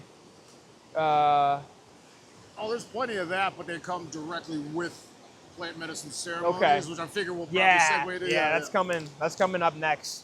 I do want to dive a little bit into your like drug history of like, you know, where you started with. Was it like the simple beer here or two, and then, or like the weed, or like what was your like drug of choice when you, and how old were you when you started taking on, you know, substances? Because when I say drug, you know, sugar's a drug. Coffee's a drug, but you know, I get it. Yeah. So like, it's so super funny. All childhood up until halfway through 8th grade, completely straight edge, typical nerd, like straight A's, all of that. Halfway through 8th grade is when my best friend killed himself, and then it was all D's and F's, and I barely passed because I had all the A's. But I was completely against drugs, and even at the time, weed. Was your best friend who took his life using anything? No. No? Wow. No, he was an all-star basketball player. He taught me basketball. I was trying to teach him Taekwondo. Wow. Do you mind me asking, like, why you think he did it? Why you think he killed himself? Oh, I know now. For years, I had no clue. Until I met probably like 8 or 9 years ago, I found out he had a half brother who lived right around from the corner from us, and I met him, linked up, we hung out, talked to him. Whoa. He committed suicide because his dad used to beat the shit out of him, and was a crackhead and an alcoholic, and I didn't know any of that. And Jesus fucking Christ. He got caught we would go to the food mart before we'd go to middle school. We'd steal stupid little shit like pens. Who didn't? Yeah, right? Like, and it was wintertime, so he had the old school puffy jackets. And that's awesome. I can picture it now. Yeah. Fuck it. And he had stolen the new Sports Illustrated swimsuit edition. Like, that was his shit, the Sports Illustrated swimsuit edition. he had stolen that and got caught. I had stolen a fucking pack of pens in my pocket, like these nice pens. Yeah. I didn't get caught. And when they were going to take him up, I was like, I stole this, and then wrote it out with him. But he was so ashamed because he lived with his dad, his grandma, who was like his mom. I didn't really know about his mom, besides she wasn't involved in the picture. Later found out she was a drug addict, alcoholic too. And his mentally retarded uncle, Keith. And he was so good with his uncle, which was amazing. But years later, I found out that I think he was so afraid of getting his ass fucking wrecked when he went home that he was just like, I can't do it. And he hung himself at the top of his street by a fence. No way. Yeah, he tried jumping back and forth. He clipped his remember back, oh no, you wouldn't remember, but back in the day we had lanyards that you hook your keys up to, like Tommy Hilfiger ones, Nike, all this stuff. He clipped it to it, and then it was like trying to jump back and forth and snap his own neck and kill himself. And that didn't work, so at some point he just sat down. It was still suspended a couple inches off the ground, passed out, but he's still suspended, so the trachea is completely closed airway, and that's how he ended up passing. Died. From his lanyard? Yeah. That's a strong-ass lanyard. Yeah. Oh, back in the day, shit was made good. Not like today. I forget. Yeah. Everything's made cheap now. Yeah. But, made to break. Yes, that's why I found out years later that that's why he did it. Which was tough for me, because then I wanted to go fucking kill his father. But obviously can't do that. So. God damn. Yeah. That is tough as hell. And so it was after that you went down and kind of started picking some substances up, or? Oh yeah, that's where we were. Sorry, I lost you. You're okay. I'd say even like a year or so after that, I didn't touch nothing until I got to high school. Oh yeah, so 6 months later or so, got the freshman year of high school. Still didn't touch drugs at all, but I would drink beer, and I thought it was the nastiest shit in the world. Like I would think all of us did. But you just drink it just to get drunk and be cool and make people like you and be part of the crowd. And I didn't really fuck with drugs in high school, except for like the later years. Ecstasy was like the new thing back then, so I did some ecstasy. Still didn't smoke weed. That was the first? After beer, it was ecstasy? No coke, no weed. I'm pretty sure it was ecstasy. Wow. Yeah. That was like nothing back then to us, even though it's so crazy and profound, especially if you use it the right way now. But back then, it's like the hype. It's like, oh, have you tried this? Yeah, like, acid and ecstasy. Wow. Yeah. So I did those. So it was ecstasy, and then you tried acid? I think it was ecstasy first. I think. Can't remember all that well. Talk about a crazy combination of drugs. Yeah. I mean, not together. Yeah. But yeah, you missed out then. You missed out. Yeah, I believe it. But yeah, we'd go to the clubs and be on fucking acid at raves and shit. Same thing with the ecstasy. And then I didn't really smoke until maybe 17, 18, a little bit, but I also couldn't function, so I didn't really enjoy it. So I didn't smoke that much. And I didn't really even touch coke until like late 20s. Up until maybe 33, 34, and then just cut that shit out. Now, but it was booze the whole time. And then pills, the painkillers. I initially got prescribed them because I had an injury. Thought it was the most amazing feeling in the world. Like perks or? Perks, yeah. Perks. Yep. And then didn't fuck with them for a while. Then I started working with these other bartenders, and they randomly had the 5 milligram Watsons, like the big perks that had all the Tylenol in it. And we would crush them things up and blow them, and it was always torture because it was so much powder because of all the Tylenol in it. And then I fell in love with it because it was an escape from reality, not visually or anything like that, feeling-wise. Numbness. Yeah, but then at the same time, you felt like you could do anything. I could talk more. I could fucking be way more productive. I loved it. And then obviously that tolerance grows so rapidly. Before I know it, I'm doing 6 to 7 30 milligram pure perks a day. Jesus Christ. Got to do one just to not be sick when you wake up, and then got to do another one like a half hour later. God. Yeah, and I didn't realize till years later you're always chasing that initial feeling you got, but you never ever get it again. And you're just getting further and further like, chemically imbalanced in your brain. And just... Yeah.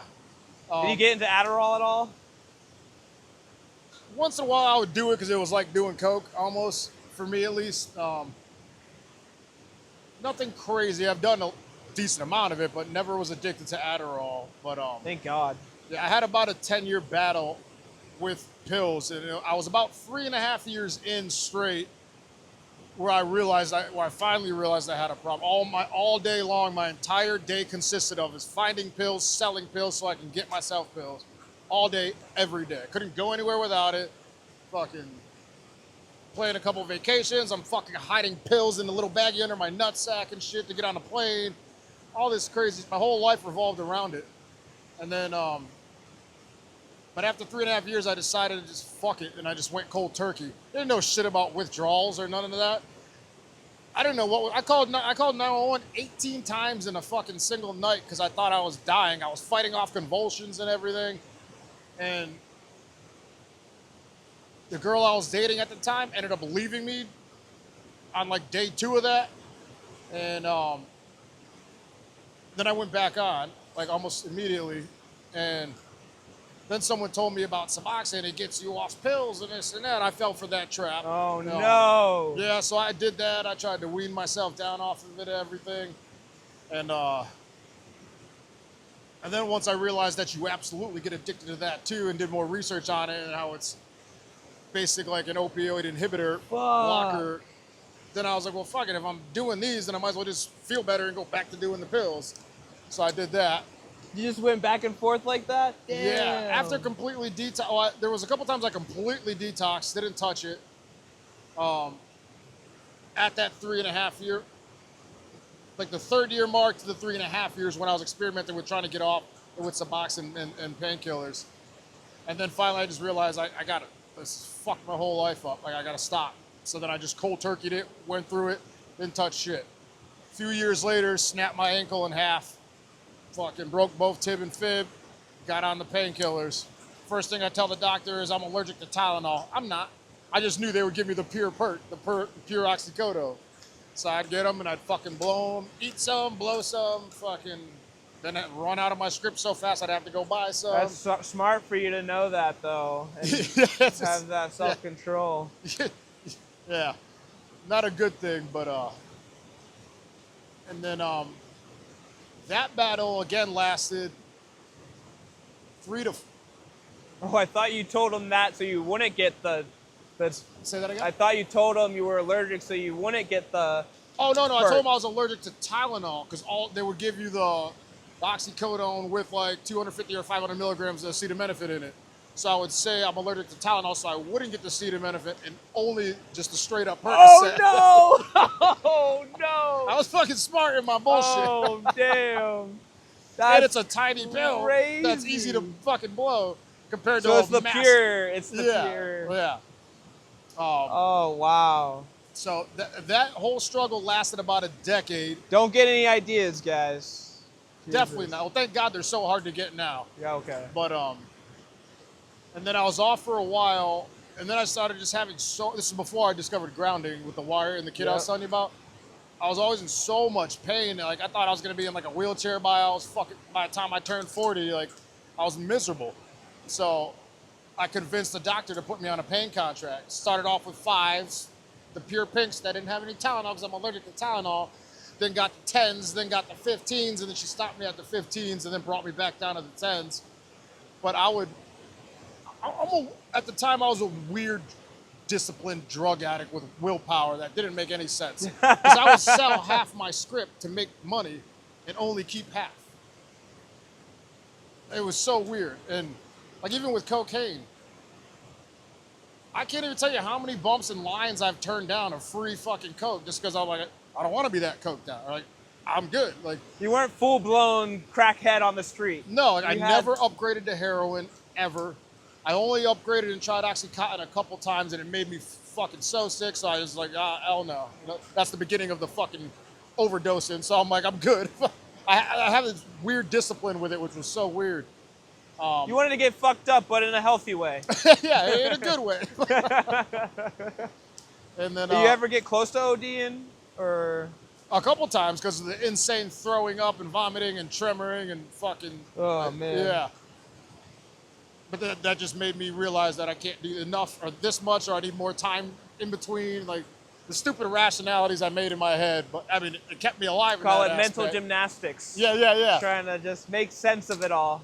Yeah. Of the nonsense. Yeah, it was wild. And after about a decade, and this was with my wife Jess, she knew I wanted to get off it, and well, she knew how bad of a problem it was for me too. So I went cold turkey in a detox. I might be messing up the timeline a little bit here, time frame a little bit here, but I want to say I was about a month in the detox, and that's when I slowly started to feel better. But then all the pain and shit came back, and it was all there. And again, this is before I found grounding. And so she was doing her research to try to see if there was a natural thing to help me, and she found kratom. Uh-oh. Yeah, exactly. I thought it was a fucking game changer, this and that. I was looking at like studying American Kratom Association. You can get it at the gas station. Yeah, that's exactly where I was getting it from, this Haji gas station in fucking Agawam. And fucking, I was taking that, but then I realized that ended up replacing my painkillers. I didn't do it properly by switching up fucking strains and taking certain times. Before I know it, every hour and a half, 2 hours, I'm fucking drinking a kratom shake that tastes like straight up ass. I would bring a cooler everywhere I go with shakers already pre-made with my kratom in it, and or baggies with kratom and some sugar in it, so I could always have a dose with me. And then I tried to detox off that and realized how brutal that was, and then I was like, fuck, I just trapped myself, you know? One detox after another, dude. Yeah. Detox is not fun. Yeah. Not fun. And so then during that time frame, that's the drug use. I ended up getting off kratom specifically for my spiritual awakening and my plant medicine journey down to Mexico. Started the detox like 4.5 months prior to that. What sparked that initial? Was it like a Terrence McKenna quote you saw in one reel one day? Or I know exactly what it is. Just found this Guido meathead from Jersey named Johnny, and he had posted that he was like famous on becoming famous on TikTok and stuff, talking about how he got completely free and clean off heroin in like 24, 48 hours through Iboga plant medicine and in Mexico. And I was like, what? And that was a huge thing. Did you do Iboga or was it something else? Oh yeah. You did the Iboga? Yeah. Dude, that was actually one thing that I was like, damn, I wish I tried that. Like, nobody wishes they tried it. If you knew, you'd be like, I don't ever want to do that again. Well, I knew that's the thing of it, but I wanted to try it to get off my substance abuse addiction. Like, I was like, oh my goodness, Iboga, 50% of heroin addicts that try it quit completely. So now the study is 87% completely clean. And Obviously, then 97% with a booster dose get off. Wow. Yeah. Obviously, it's a very horrific experience, but... We'll dive deep into that for sure. Dude, that's amazing. So continue with what you were saying, going down there. That Iboga story was what... You found that through your friend? Now, I didn't know him. I ended up getting in contact with him through his videos. I think I commented my email or emailed him something and then ended up talking to him on the phone, and he was telling me all about it. Real quick, you want to cover that or check that because the rain coming right now? The phone should be fine. Okay. Let me just check to see if it's still recording here. Glad I checked. It's supposed to warm up. Now my feet are cold.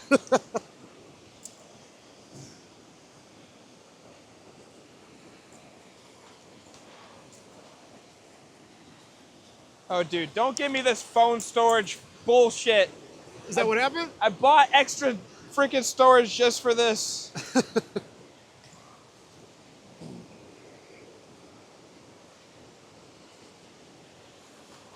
Take a leak real quick. It's because the iOS has no service. It can't like link to the cloud right now. I got Starlink in my truck if you want to go, if you need to use internet. Really? Yeah. Let me just see here real quick. All right, yeah, let me know.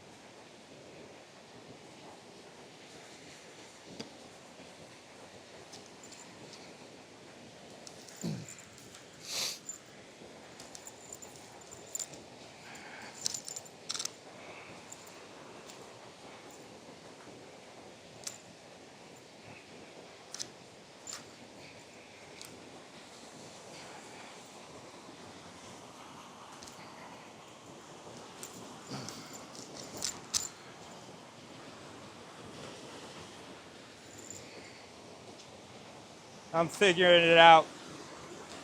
At least we'll have some footage for this last part here. I'm just deleting a couple long videos I have. Oh, gotcha. That I already got backed up. I should have done this last night. But I really was hoping my extra storage I bought would work. That's all right.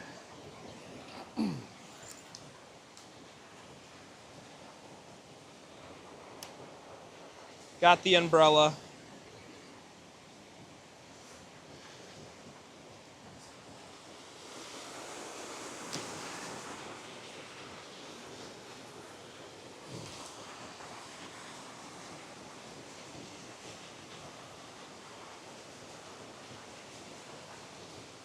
First podcast in the rain. I bet it's going to be a nice touch.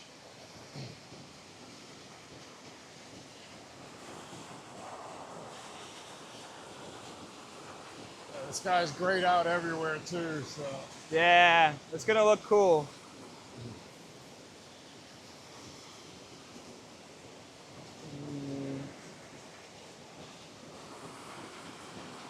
All right, I got enough space now.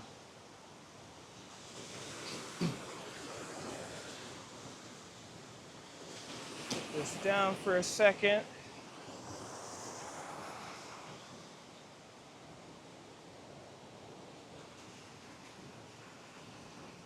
All right, let's see if we can get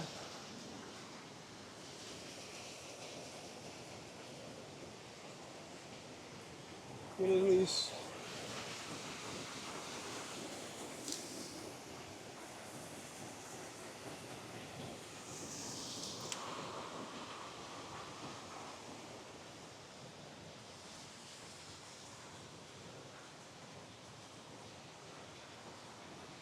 There ain't much for canopy cover either.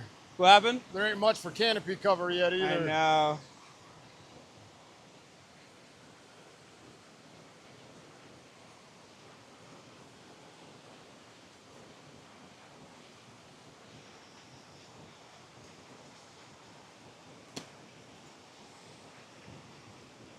Now my phone doesn't want to work?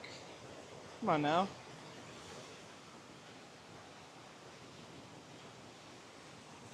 Technology never likes to work when you want it to.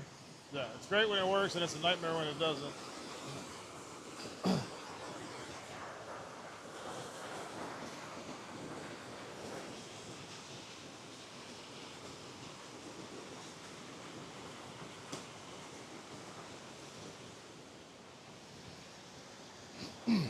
Come on, phone, you can do it. I just freed up all my space for you. It's so weird because it wasn't supposed to rain at all today. I know. I'm hoping it's just a passing one.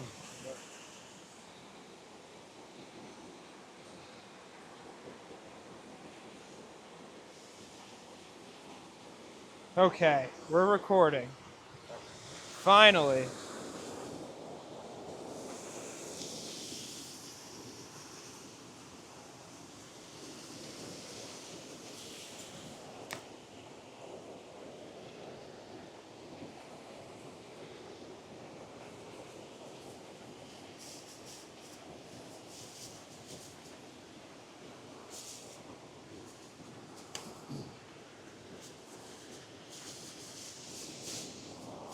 And now we're not recording. You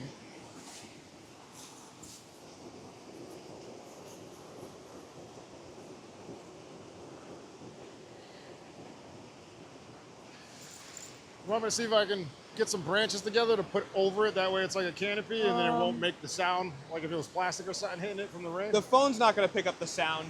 It's all going to be from here. Oh, yeah, that's right. But, it'd be nice if I could get some footage. I already got 30 minutes, which is good enough, I guess.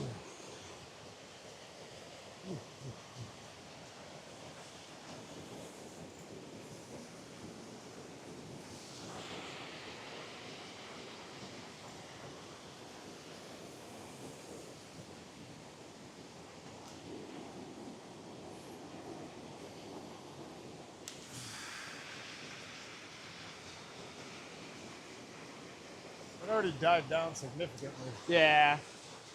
Sure, it's just a quick spring sprinkle. Just when we're getting into the good stuff, too.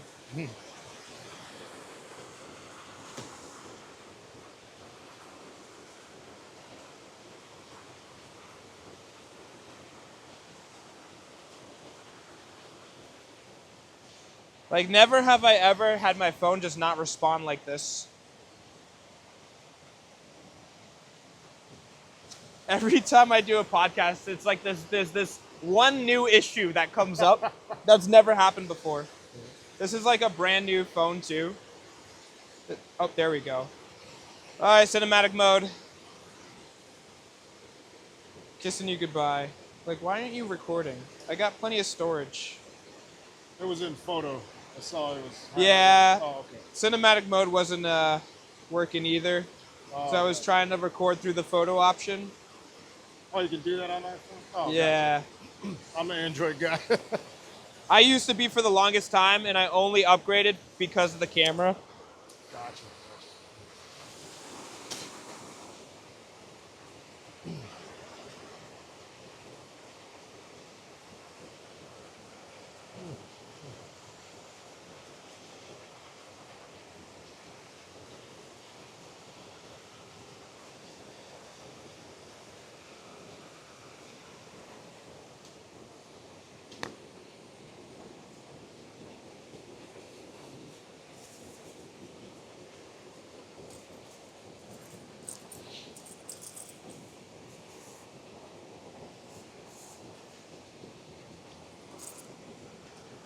I'm gonna run up to my truck real fast. Absolutely.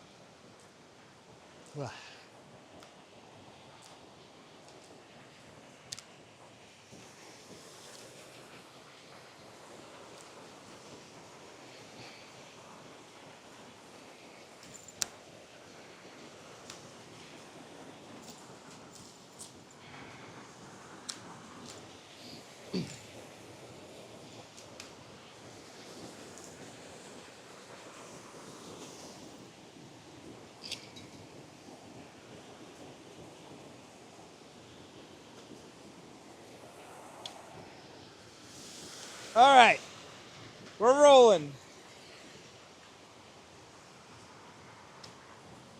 We're just gonna have to have the first, most of the middle of it, have some audio only. Maybe I'll have the drone footage rolling in. That'd be fucking cool. I didn't even think of that. We'll at least be able to have the end, the outro, the most important stuff be filmed actually.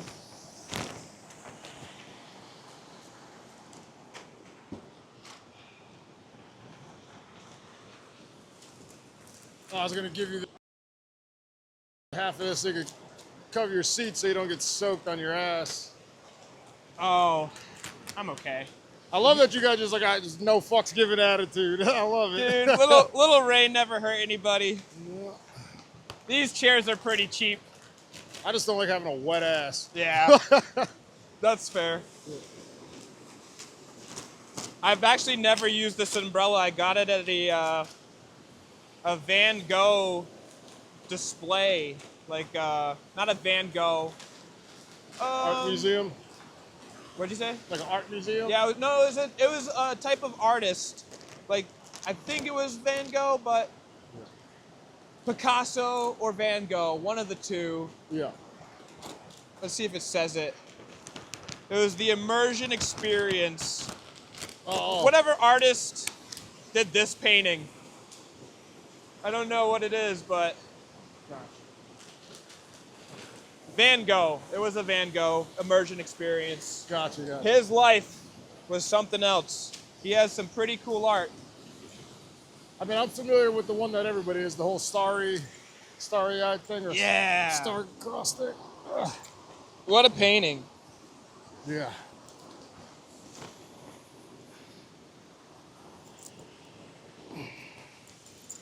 So we're back. Technical difficulties have been solved. We're going to get a little bit of footage in for you guys. And it's also currently raining, but it adds to the ambiance. What a great scenery for this topic. Talk about a rainy topic. Addiction, man. Addiction recovery. You were talking about your acquaintance that you met with the Iboga. Let's pick up. We could do a little recap if you want. Okay. Yeah, so my wife found that guy on TikTok talking about Iboga and getting over addiction and everything. And initially I was kind of thinking of it as to get off the Kratom, because I was still taking the Kratom at that time point. And I'll say that was the year mark before I went and actually did it, actually left the country to do it. So in my head, I'm like, shit, I don't want to go through this detoxing crap again. And apparently it has all these other benefits. I didn't know too much besides it absolutely cures addiction, especially opiates like that. And I tried one time to go. He put me in contact with the guys in Mexico, and I don't think I had the money, so it fell through. And then, oh no, I was all ready to go. And then I didn't know I couldn't use credit cards, and it had to be cash type thing or transfer wires. So I was like, fuck, that fell through. And then the second time, I believe it was the money again, couldn't do it. And that was only like a couple months later. Were you planning to fly down or? So I never left the country, so I've never had a passport. So I was gonna go to the border in Cali and then just drive over. No way, without a passport? Yeah, I ended up doing that, which I'll get to. But whoa. Yeah, so I'll say 8 months after the first finding out about Iboga, is when I decided to quit Kratom completely, cold turkey, and just get off it and be fucking done. I don't want to be dependent on anything. And so I did that, went through that. It wasn't as brutal as opiate withdrawal because it's not an opiate, but it binds to the opiate receptors. Iboga does? Kratom. Oh, okay. So it was still tough getting off that, but then it was just so much more drawn out until you start to feel like yourself again. And I was not happy about that, and then I was watching, so this was now, fast forward up until the year mark, 3 days prior before I left, I'm watching the Sean Ryan show on YouTube. You familiar with him?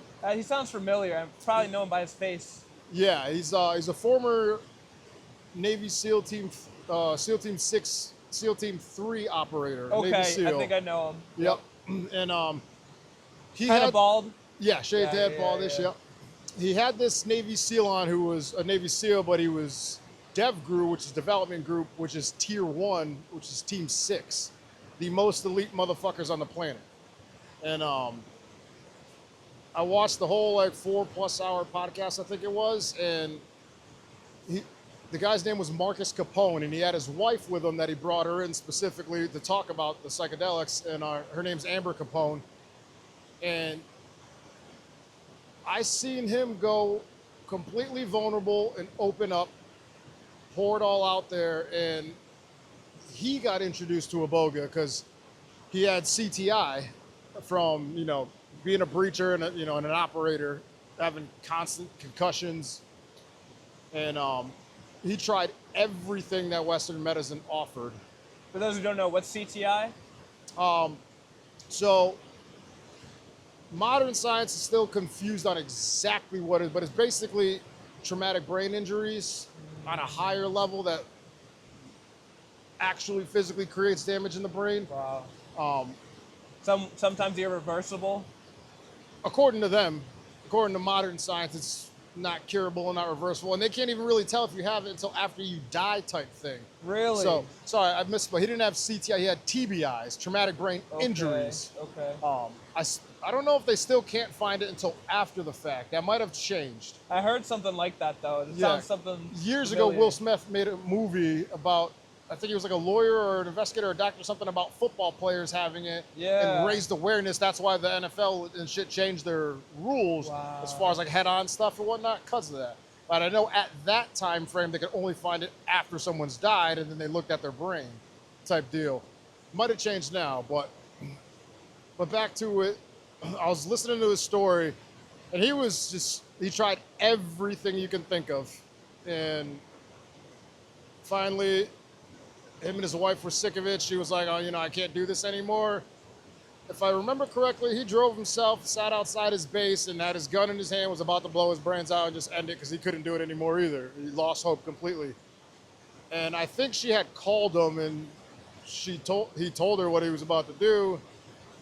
And I can't remember, I want to say Trevor was his name, his friend in Mexico. You're going to go see Trevor in Mexico because she heard about it too.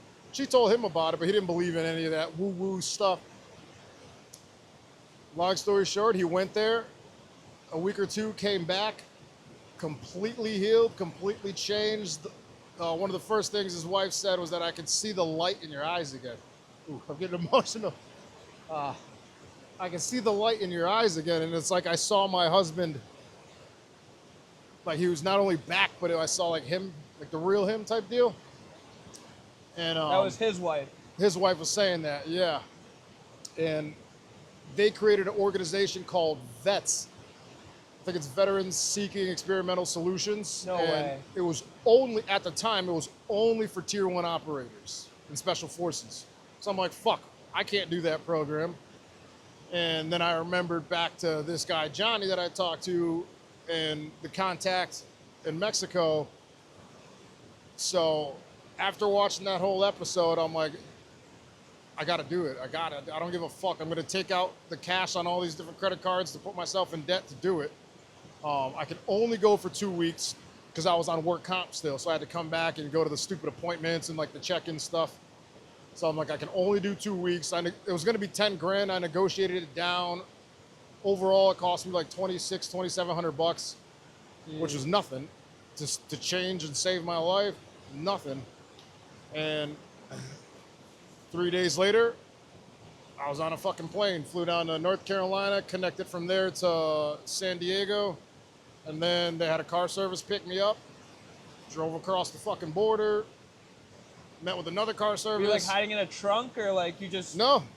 You don't need nothing to leave the country. Technically, you need a passport to come back in. Oh, you want me to fast forward to coming back in real quick to tell you about that? Yeah, if you want to. After my 2 weeks, I'm on cloud 9. Mind you, I'm still on Iboga. Wow. Iboga technically can last for like 3 days, and then there's like the gray area afterwards, which lasts another day. They fucked up there, and I'll go into that. But so I'm coming back, and I'm just so happy. I'm talking to my driver. They transfer me to another driver. I get to the border, and first guy we talked to, he's like, "What are you doing here?" Blah blah. I'm like, "Oh, I just did plant medicine, man, and it's completely changed." He's like, "Really?" He's like, "You did ayahuasca?" Like, he was genuinely curious because he heard about it. I'm like, "I actually was supposed to, but I didn't." The border agent? The border agent, yeah. No way. Yeah, and he's like, "Oh, you got a passport?" I'm like, "I don't have a passport." He's like, "You don't have a passport?" I'm like, "No, I just got my state driver's license, my ID." And he's like, "Ah, all right, I'm gonna send you to secondary." He was super cool though, super chill. Go to secondary. These motherfuckers, and I don't mean all Border Patrol, but these motherfuckers that I dealt with, and I dealt with 3 different Border Patrol agents directly that decided to all take rotations and go on break and all come back and do the exact same shit and the exact same questioning with me 3 fucking times in a row over an hour. But long story short, you don't have a passport? No. Why don't you have a passport?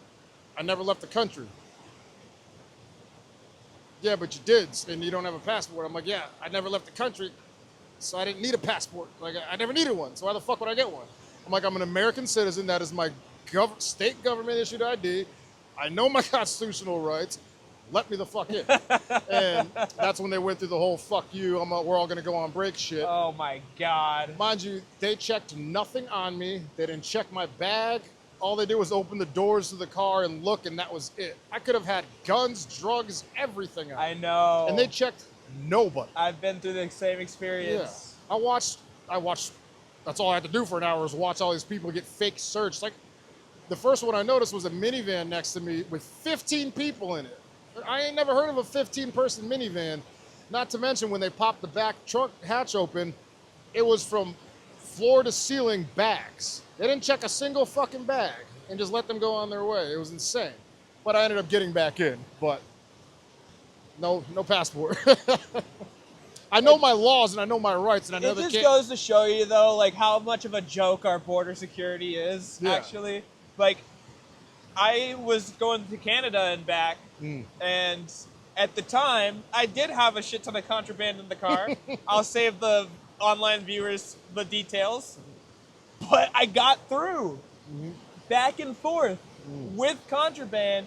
They looked through the car. They didn't open a single bag. They didn't look at any cracker. And it's just a joke.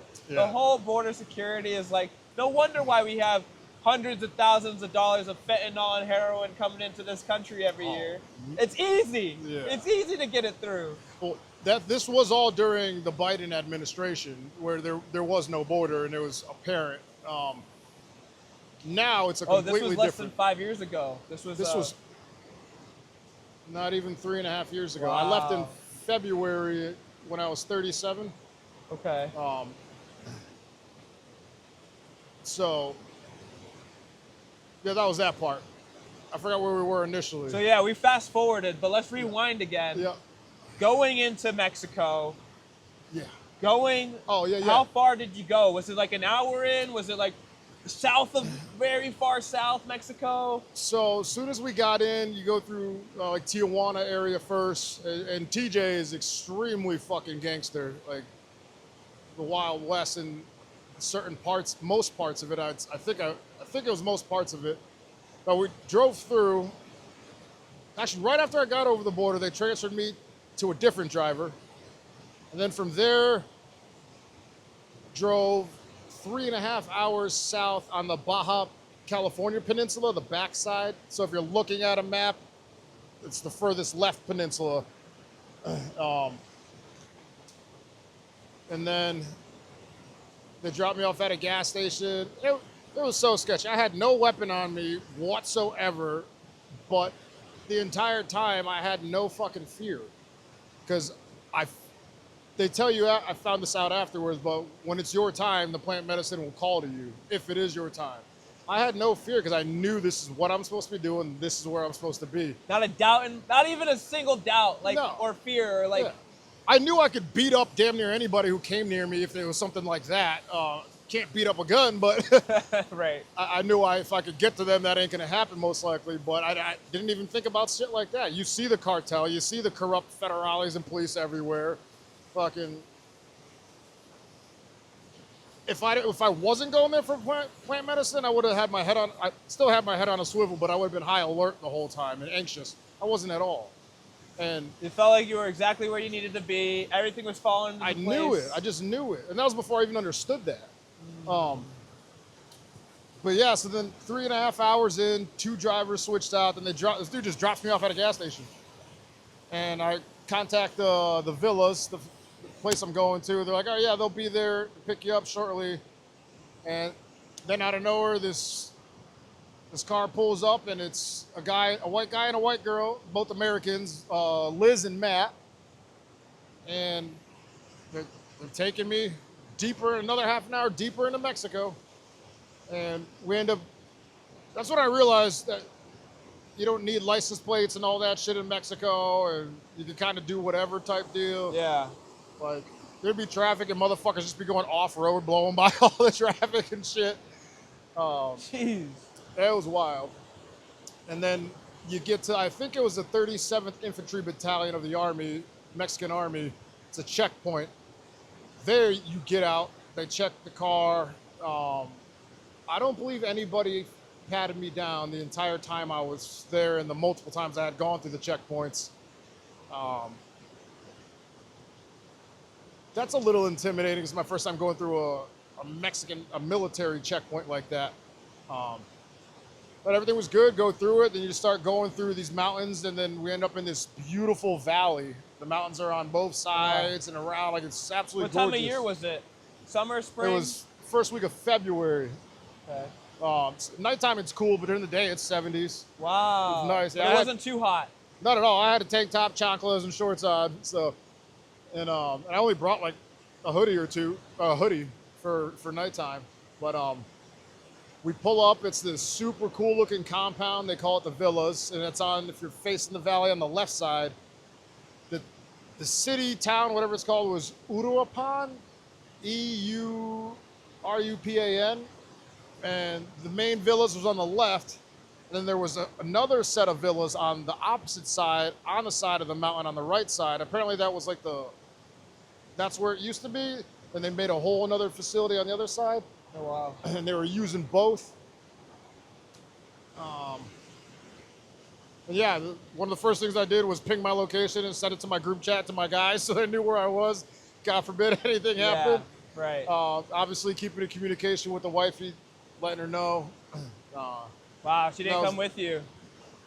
No. She had work and stuff like that. Yeah, I couldn't afford for 2 of us too on top. I couldn't afford myself, but let alone 2 of us. And then, yeah, that was literally 3 days after I watched that episode. I was like, fuck this, I'm doing it. I don't care, like, I'm doing it. And I did it. 3 days later, I was going. The episode of that guy's experience with a boga? That was the trigger pull for me. Like, to be dude, like, this is real. I have to do it. Yeah, because during that time frame, and after getting off of drinking and drugging, minus the kratom, but I read books, a lot of David Goggins, Jocko Willink's. The wifey had bought me this book called Unfuck Yourself, How to Get Out of Your Head and Into Your Life. Yeah, Gary John Bishop is the author, a Scottish author. I read that shit like 3 times. It's a short, easy read book. Good book? Yeah, I was going back through highlighting everything. That was the catalyst to my journey on the self-discipline again and healing and becoming better for myself. Unfuck yourself. Unfuck yourself, yep. And then to backtrack a little bit before though, like, so I'm doing good mentally. I'm feeling all right. Still taking the kratom, but I'm in a much better place mentally, you know. But then out of nowhere, the craving for Percocet started kicking back in, and Coke and drinking, and I'm like, what the fuck is going on? The dark thoughts started coming back, and I'm like, what the fuck is happening? Like, I didn't understand it, and it drove me nuts, trying to figure out why this is coming back when I'm doing everything right. And then again, detox before I even watched that episode, and then saw that, and I was like, fuck this, I'm out. And that's when I went to Mexico. I think that's all caught up. So you're in Mexico. You went to this villa place, and that's where the ceremony was? Yeah, so first and foremost, I wouldn't, and I never have since recommended anybody ever go there. Ever. Your life literally depends on it. Apparently they used to have a place on a beach that was gorgeous, a mansion on a beach. Killed a couple people there because they didn't do the job properly, and then they just moved. Who didn't do what job properly? The facilitators. There's a couple who wasn't a couple, like but was a couple. The facilitators? Yep. Didn't do their job properly? Yep. So they killed them? Yep. And to fast forward real quick, not even like a month or two after I left, one of their very good friends, mom went there. She was like 5 feet, 100 fucking pounds, soaking wet. They gave her a 100-gram flood dose of Iboga. I'm 6 feet 220. They gave me a 50-gram flood dose. I was more than double the weight of this woman, a foot taller than her. They did no EKG, and to make sure her heart was good, because you have to have the proper values on the numbers to have a healthy heart to do Iboga, because it can and will kill you. Overdose. It's that intense. Yeah. She died off of it? And she died. Dead. Yeah. And then there was at least 2 more that I know of since then. That's just probably what why I know they killed them.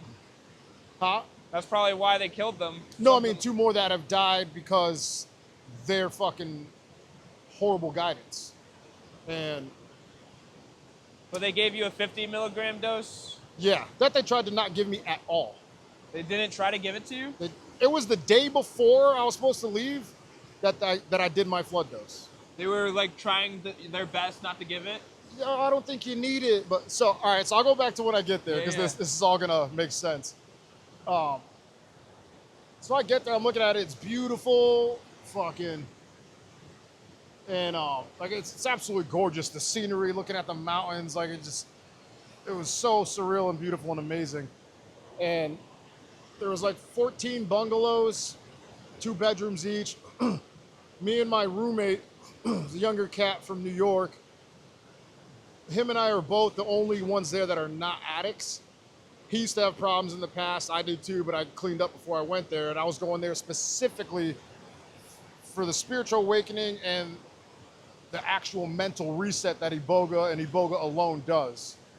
And so thankfully, the 2 of us are the only ones not sober. But all this bullshit rules they make you sign and whatnot. Like, first thing I thought in my head, I'm signing a document in Mexico that has no legal standing whatsoever. So I already know this is bullshit, but I'm in the right state of mind trying to make shit happen. That's just if you want to sue them or if whatever. Yeah, like it mattered, because it's done outside the country. You guys are doing drugs. Yeah. We're doing the most illegal drugs in the U.S. in another country, but in the world. The world, yeah. So it was just a shit show from day one. I'm the type of person, if I say I'm going to do something, especially when we have plans and I don't do it, or if you don't do it, it was that on repeat all the time. How long were you there for? 2 weeks. Wow. Total. Exactly 2 weeks. And it waited for the last day? Yeah, so first couple of days are okay. I'm getting familiar with people and I'm asking them a lot of questions. And then I realized that a lot of the staff there are all former addicts, and they just stayed there after they healed. So I'm like, oh, well, that's cool. You get to stay in paradise. And you work as staff. You get your housing for free, your food and everything. not realizing that they were just being completely taken advantage of as free labor and taking advantage of these people's, just taking advantage of these people, period. And throughout it, we had this one kid, Hank, who I wanted to kill because he was a fucking crazy. At the time, he was just a complete radical fentanyl head piece of shit. He came in 2 days after I was there. A staff? No. Another patient. Oh, okay. Who had rich parents who sent him there, and he was supposed to be there for a month. First day he got there, he comes in high as fuck on fentanyl, which a lot of the people do. Didn't care about that, not my issue. But throughout it, he was just so childish and immature and ridiculous and throwing fits, and for some reason they let him do Bufo, and he flipped out during Bufo and ran away and went into his fucking bungalow and just disrespected everybody in the medicine and the medicine people. And I was Talk about a vibe killer. It just completely, yeah. And then there was numerous other drama things, but I'm doing my best to stay in my lane, stay in my space. You would think I was one of like their team leads or staff members because I'm giving other people advice and talking to every single person there and helping them all, having hour-long conversations with people because you don't get your phone. You can get to it with their permission type deal. I told them flat out, I'm not an addict. I'm not here for that. I'm going to keep my phone, and I'll keep it away, but I'm going to keep my phone. They let you keep it? Well, they're going to tell me, but yeah, they let me keep it, But I was on it very, very minimally. Otherwise, you're not immersed in the experience if you're still technically fully connected to the outside world. And that's a huge part of plant medicine, period, is the set and setting and being immersed into it and not having plans before or after, like immediately after. But yeah, so during it, we ended up going to the other side, and I end up getting the opportunity to do Bufo, which I had no intentions on doing. It wasn't planning. I was thinking I was only going there for the Iboga.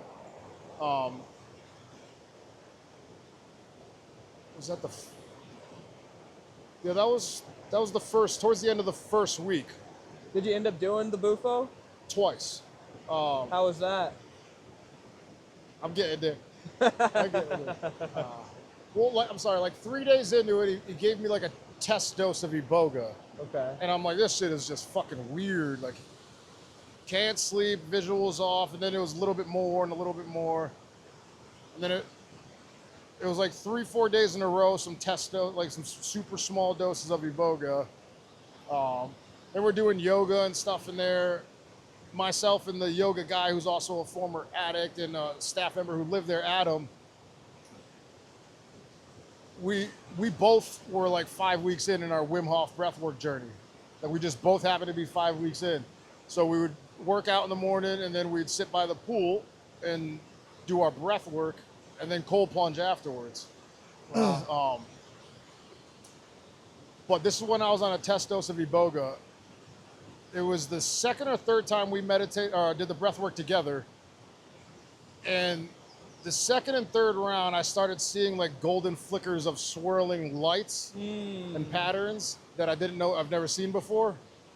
Like a bunch of little, like, just around you, like a field of... Now I know what it is because I found it online. They're called Calabi-Yau manifolds. Say it again? Calabi-Yau manifolds. Calabi-Yau manifolds. Yeah. I never would have been able to find that before. I know. I hear so many terms like I don't know if you ever heard of the picture puzzled rainbow door or something like that. No. Yeah, there's like all these little terminologies like, oh, that's what that was when I was thinking of it. Yeah, because I was thinking it was sacred geometry, which I had found out later, but it wasn't.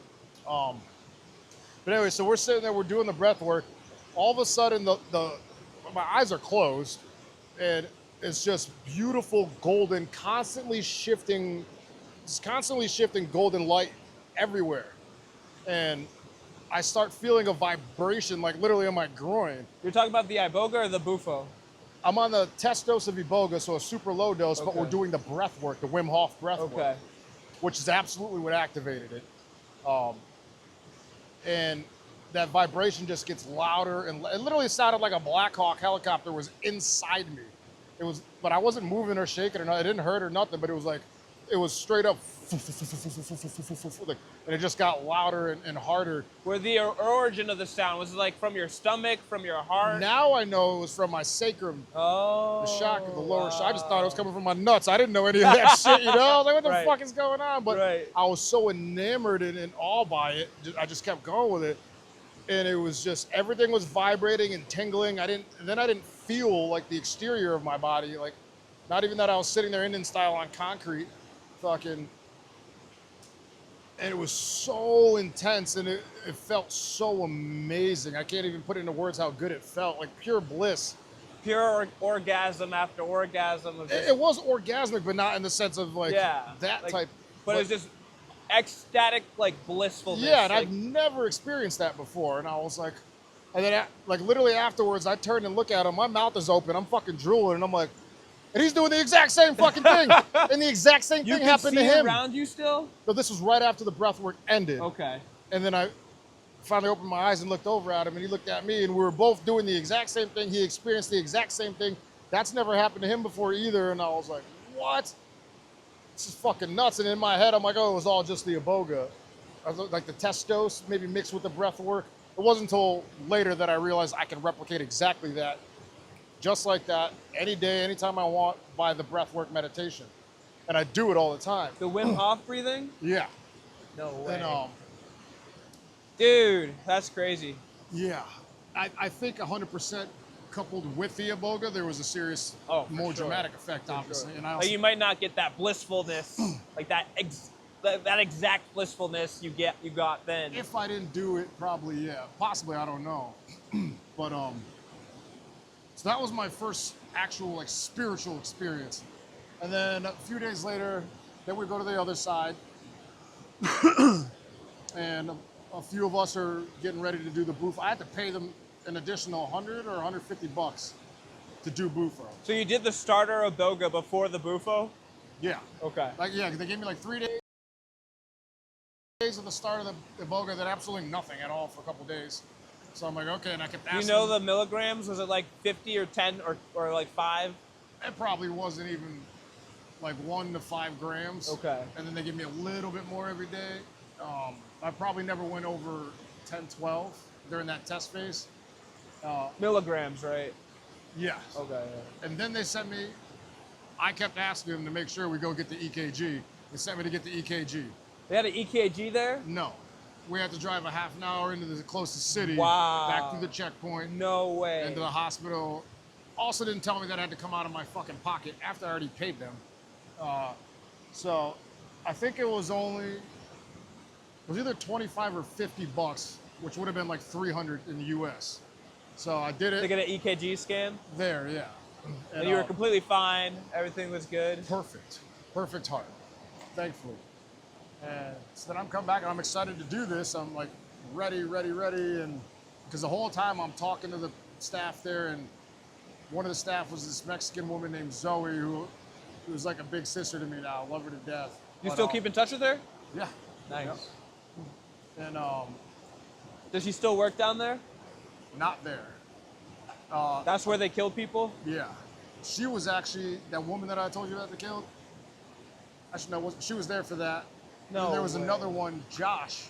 I almost forgot about this. Josh was there when I was there as a staff member, former addict. Apparently, they would let these guys leave to go do pretty much whatever for like a night, and they were going to get high and shit. I didn't know this, but he came back ODing, and he literally died in Zoe's arms. There was nothing she could have done. There's no way they would have got to the hospital on time. So, this is these people. But again, there was a lot of drama, a lot of bullshit. Jana, the other woman who did like the group classes and stuff, you could tell she winged everything. And she preached like she was on this high horse. Coming to find out, which I didn't find out until after the fact, she's never done plant medicine. Who the fuck are you to sit here and coach us on it and teach us that you've never even done it? Like, what the fuck? That's the most ironic.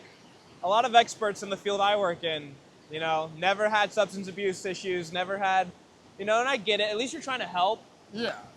But dude. But when you try to talk to people about stuff and give them advice and Like if you're the authority on it because you have the experience and you don't, I got a problem with that. But, all right, so to first Bufo, we go up, beautiful villa, kind of go down a little bit, and you're basically literally on the side of the mountain. Like if you were to jump off, you tuck and roll down this little mountain. And it's a beautiful setting. It's around sundown. And I think I'm the last person to go. And after I watched 2 or 3 other people go first, and it was my buddy Kaya, who was a staff member there. You were present for their experience? Yeah, they let us. Wow. We would ask them if they would mind if we sat in, and I think all of them I sat in for. I think. So I seen it all, and everybody has a different experience. Really?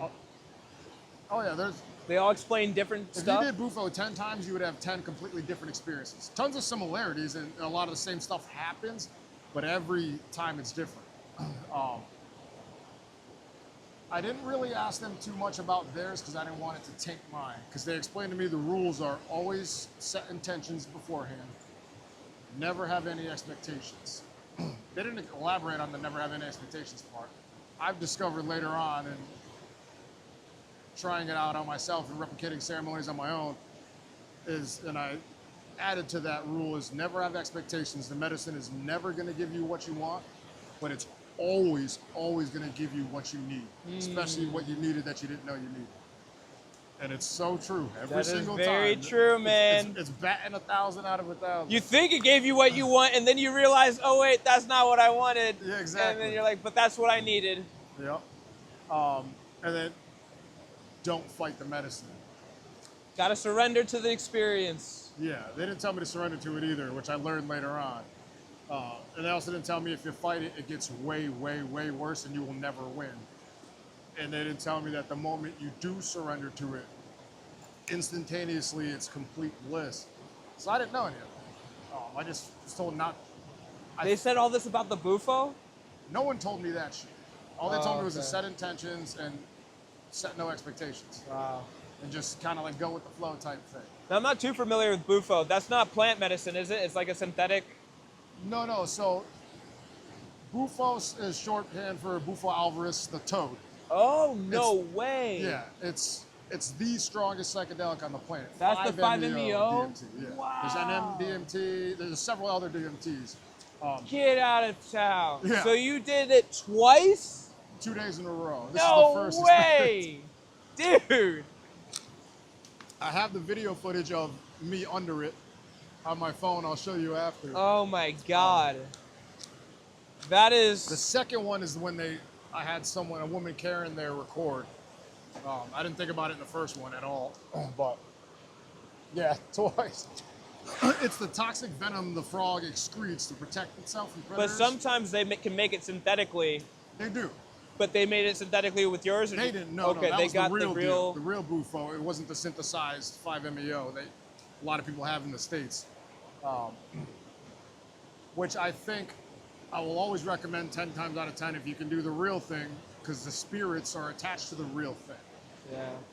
I don't believe that in synthetic, because it's synthetic. Of course, you still can because I've done synthetic 5-MeO, and you can still have these insane, profound experiences, but I don't think it's like doing mid-tier to top tier, I guess is the easier way to explain it. But yeah, so I was a little nervous, and I'm laying there. It's Adam, the one that I did the breath work with, the yoga instructor, Zoe, and then another guy named Kaya. All three I still love, all three I still keep in touch with. They bring it out, it's literally like a fucking crack pipe. They heat the bottom up like you do crack, I guess, and then you slowly inhale it for 10 seconds. So I sit there, I get all ready, I'm finally ready. They got the music, they sage me and everything. It was just Bufo, not mixed with anything else? The only thing they put in the bowl was some ashes so the Bufo can sit on it. So it doesn't instantly so it burn? just fall through. Yeah. And okay. Go. But yeah, nothing else, just pure Bufo. And they're like, all right, inhale slowly I set my intentions, all this and that from what I knew. and I can't even remember now what my intentions were, which is weird. But anyway, so they light it and inhale for 10 seconds slowly. It tastes just like, you ever done dust back in the day? Like that magic marker taste? Oh, magic marker. I can kind of faintly think of the smell. Yeah. I always likened it to like your grandma's attic. If you ever... It was that, but way worse. Yeah, and it tastes disgusting. But so, that's exactly what a lot of people say too. Grandma's mothbally ass attic. It has that, for me, I don't know if you smelled it before you tried it. Oh yeah, as soon as the torch hit the bowl. It's a smell like you've never smelled before, but it almost smells familiar. Like, it does. It is weird. I was like, where have I smelled this before? Like, it's like, I've never smelled it before, but I was like, dude, all I could think of is my grandma's attic, because I'm like, I feel like I've smelled something when I was up in my grandma's attic that smelled like this. I think I just figured it out, like literally just now. Your intention? No, why it's familiar. Because I now know we have DMT in every single cell in our body down to the 500 billionth micron. Well, they actually discovered you have more DMT in your brain than serotonin. Yep, and in your heart and in your lungs. Wow. Yeah. So we have our own endogenous DMT system built within us. That's why it's familiar. Yeah, and that's also why they call it the God molecule. The theories are is it's responsible for everything in this 3D realm. Everything we see, literally everything. I wouldn't be surprised. Yeah. So I'm inhaling it, and I'm trying to inhale it slowly for the 10 seconds, and then you hold your breath, and then you go to lay down. There's a blanket out and a pillow. I go to lay back. As soon as not even a second after I exhaled, like it was like the deepest exhale of my life, like, like where your stomach sucks in. Yep. It all just like pulled it's like it pulled the air out of me completely, and boom, I was fucking gone. One hit? Oh yeah, it's a 10-second hit. But you only took one? Yeah, both times I only took one. Not a handshake, not two, not three, only one. And I was immediately gone. Like, it's literally like I just... But you did the whole dose in one hit too. You didn't like... No, probably not. Wow. I took about a 10-second hit, slowly and deeply, dude, and gone. That's unreal, because I've always heard you had to take 3 hits in order to blast off. I didn't even hear about that until months after the fact. Because when I came home, all I did was research everything. And I found that out later, and I'm like, what? I didn't know that at all. I'm like, I couldn't imagine taking 2 more hits of that shit. Like, what? I was gone after one. Dude, I needed all 3 of mine. Yeah. So did Hunter. Well, he also didn't inhale the first one properly. At all. Okay. So he wasted a whole dose of that. Oh, no. And the second one he barely inhaled, and so he wasted that one too. No. And I only had 2 doses left. So thankfully, the third one he inhaled properly. God. And I know it was him getting over his fear of it, which is okay. But yeah, only 1 hit. Still, it's like realizing it's not the easiest thing to get a hold of where we're at right now. Yeah. And it is still regarded as one of the most illegal substances, and if not this country, yeah, this world. Yeah. Wink, wink. Yeah. But honestly, I didn't let that stop me. I did the 3 hits and had the best trip ever. But real quick, explain how the 3 hits. You literally were still awake and coherent to take 3 hits, or literally the first hit. And I'll give you this blows my fucking mind. I'll give you the spark notes because Yeah. this is your interview. But the first hit, I was in a party setting, not the best spiritual place to do it. But from my point of stance, why I did it there and then, is because this was after I was a psychonaut. I had a once a month rule because I wasn't taking psychedelics to get fucked up and do drugs. And I remember you briefly talking about that in the Hunter episode. Yep, I was doing it to find myself because I was so lost.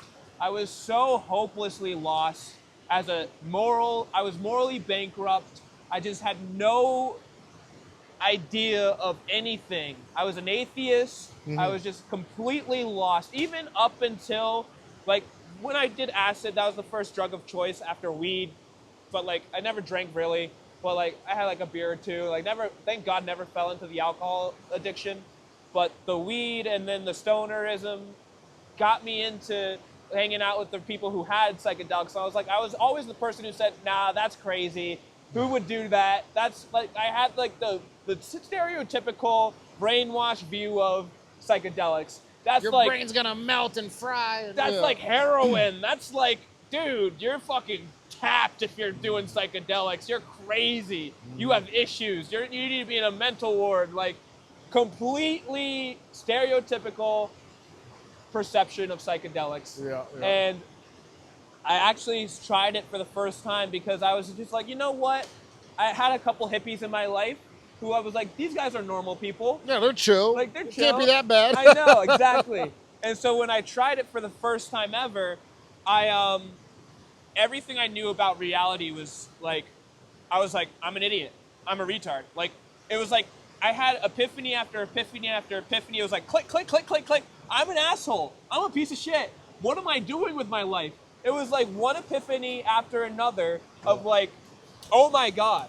Like, and it made me fall in love with it because it taught me that one 9-hour experience of my first time taking 1 tab of acid. I think I might have taken 2. I can't remember exactly. I have it written down in my journals. But that first time taught me more than I've ever learned in my entire life. I was like, what? Everything I know is a lie. I was like, the TV is paused, but the faces are still moving, and I don't know what's going on, but I'm feeling something that's deeper than just brain chemical signals. Like, I was feeling something for the first time I've never felt before, and that inner voice that I've ignored all my life. That voice of conformity, that voice of do as you're told, obey.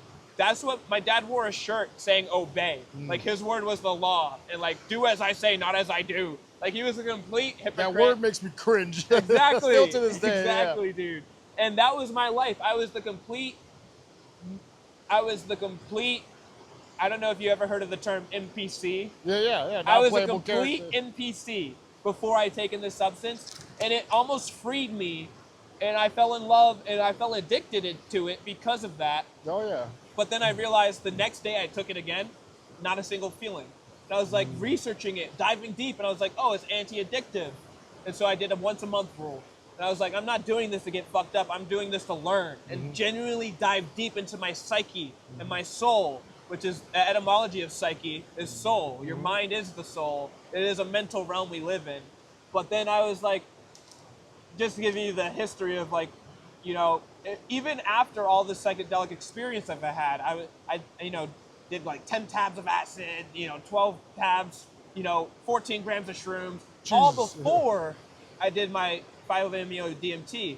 And all those experiences paled in comparison. Oh, yeah. Paled. I thought I knew what tripping was. I thought I knew, and I had close outer body experiences with like taking 10 tabs of acid and like, having these trips that last like in my head weeks, forever, but in reality it just was like 12 hours. Yeah. And I kind of knew time dilation and like stuff like that, but nothing compared to like 5-MeO. So the first hit I took, I instantly felt, I don't know if it's similar to what you were saying with the golden, what's the technical term for that?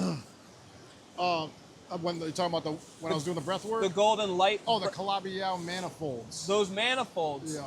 I think it was something similar to that, but what it looked like was, how you see like dust in the air? Mm-hmm. It looked like everywhere there was dust. And all the dust, it wasn't dust, they were like eyeballs that all started gyrating and oscillating towards me. It was like the entire universe. I could see the individual particles in like every single longitude and latitude coordinate of space-time had particles. And it made me instantly think and reaffirm in my head, everything's conscious. Yeah. Everything's conscious, like to a certain degree. And I could see all the conscious eyeballs pointing towards me. That was the first hit. Yeah. I held it in for 10 seconds. I started seeing all the eyes turn. I exhaled, and I was like, whoa. And my friend was like, so I was at a party. The reason why I did it at the party is because I was like, Dude, I was trying to find DMT for years. I started taking psychedelics when I was 18. And ever since that first time of doing research, I was like, I want to try DMT. I was like, I'm so lost. I'm so confused. People are saying this is something that helps them. People are saying this is something that helps them find God. And I was so fascinated with all the similar experiences. You're telling me all these people come to the same conclusion? Dude, I have to try it.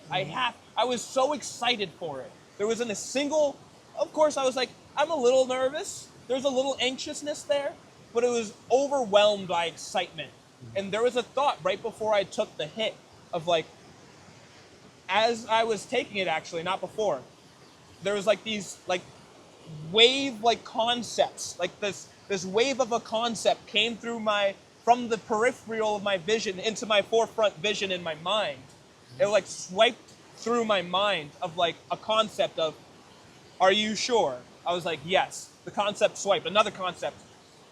Are you sure you want to die? Are you ready? No, it was like, are you ready to die? And I was like, yes, I'm content with dying, because I was so, I didn't want to kill myself. Like I looked at a knife, like trying to like shove it in my eye once. Like I was like on the borderline of suicide, but like not like, I was too cowardly to kill myself, and I didn't want to kill myself, but I didn't want to live either. Yeah. I was like, you know, I'm not going to be upset if I die. Like, I've gone through some crazy suffering to the point where, like, my dad beat me, like, too, like just, like, brutally, too. Like, not like a slap or a spanking, but, like, beat.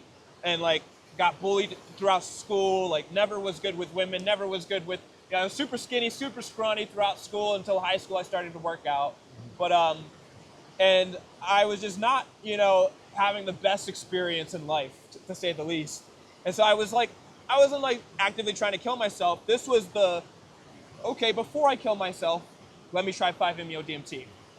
That was the thought process. And so when that wave of like, are you ready to die? I was like, hell yeah, I'm completely surrendered to this experience. That was my mind. I was like, take me wherever you want to take me. If that's death, I'm there. Like, sign me up. And that was when my friend was like, hey, he kind of shook me out of my like conceptual, he saw me in my own head. He was like, hey, you want to take another hit? And I was like, I didn't even respond. I was like shaking my head, yes. So I got we smoked it out of a bong. The way we did it, we did the sandwich method. You put a layer of weed down, you sprinkle some keef on top of it, and then you put some DMT on top of that. Okay. Yeah. Because you have to, you burn the, and then you put some weed on top of that DMT. Oh. Okay. And so you burn so it's literally sandwiched in between. yeah, exactly. So you burn the weed, and the heat from the weed vaporizes the DMT. Because if you light the DMT directly, the heat will kill more of the DMT before you can absorb it. And so that's at least what I was told. Yeah. And so the sandwich method, the second time I hit it, everything just, like, as I'm holding my breath for 10 seconds each time, this next 10 seconds, everything just went. I jolted back. I felt myself jolt back. 10 seconds of pure darkness. I didn't know anything was there. I felt like nothing. I was like gone. And then I felt like a shake. And I opened my eyes again, and my friend was like, I could barely hear him. It was like unaudible. He was like, dude. He was like muffled. Like, he was like, dude, are you good? Like, can you take another hit? And I was like, fuck yeah, literally, man. dude. And so my third hit, bro, after holding it for 10 seconds, I felt the timer felt like a countdown from a nuclear launch code.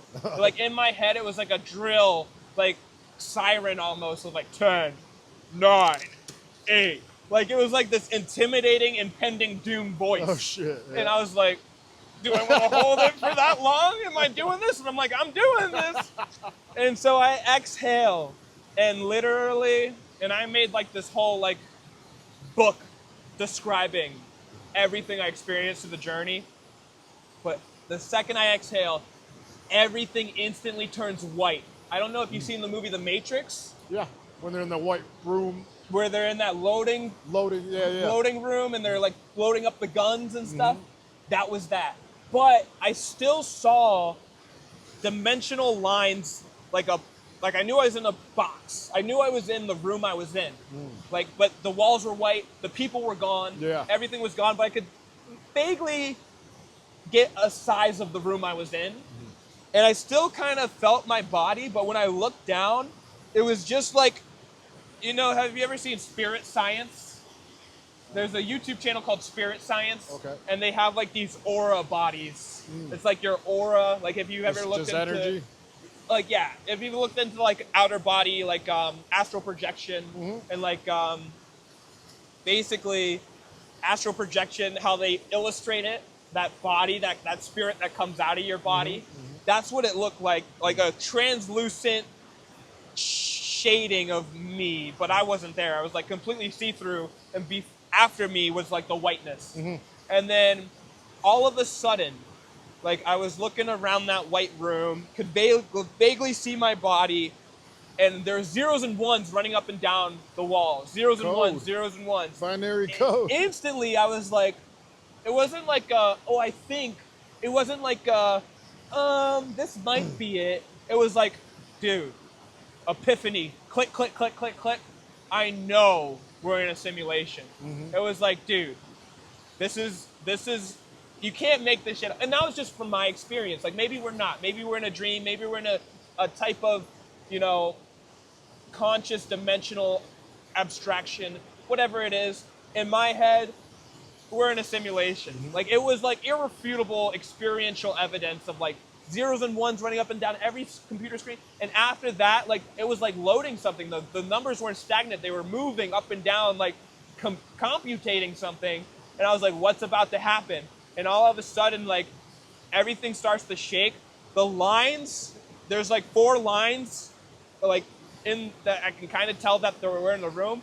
The walls fall down. Like, I don't see anything after the walls fall down. It's just more white. But like the lines themselves fall down and disappear. And then all I see is like the entire room instantly rematerialized. I see all my friends looking at me, watching me. I see my body completely eyes closed, slumped over. And like myself, like, I don't know if you've seen like the drone shots that are coming up really fast off the ground. It was like that times 1,000. Instantly, I saw the entire earth revolving underneath my feet. I saw like the building I was in from an aerial point of view. I saw the world underneath me, then America, then the world itself, like clouds, and I went through the atmosphere. Now I see the world, and then I start going around the world, like 100 miles per hour, like as fast as possible, 1,000 miles per hour, like just like Superman flying around the world. Whoosh, whoosh, like circle after circle after circle. And then after like 100 times I revolved around the world, I got slingshotted through the galaxy. And now I'm just seeing like tons of lights go by me. And like if you've seen like Star Wars, the hyper speed, like all these lights going by me. And that's where I start my journey of the 8-year journey of like going through wormholes, portals, talking to alien civilizations, getting hooked up to laboratory equipment, like going through all these different things. That's wild. And it ends off very beautifully, but this is I want to hear what happened with your whole experience. Oh man, you got me you fucking hooked me. I'm sitting there like, just tell me more. I love this shit. Dude, I could talk for hours of what I experienced. The first thing was like a vortex portal opened up while I was going through space and sucked me through it, and then brought me through this like tunnel effect, and like I'm going through a whole wave of emotions. I might end off on that story, but I want to really not take away from your interview. You're good. Okay. So similarly to, that's exactly what I was actually going to say was the Star Wars thing. Dude, let's go. Did you get that aerial view of like you leaving your body? This is going to be incredibly disappointing. So I inhale, I lay back down. My eyes are open. I lay back down. I'm looking at the sky. It's a beautiful day, partly cloudy. And then as soon as I exhale, like a second later, it was fucking gone. Like, and it's like I left Earth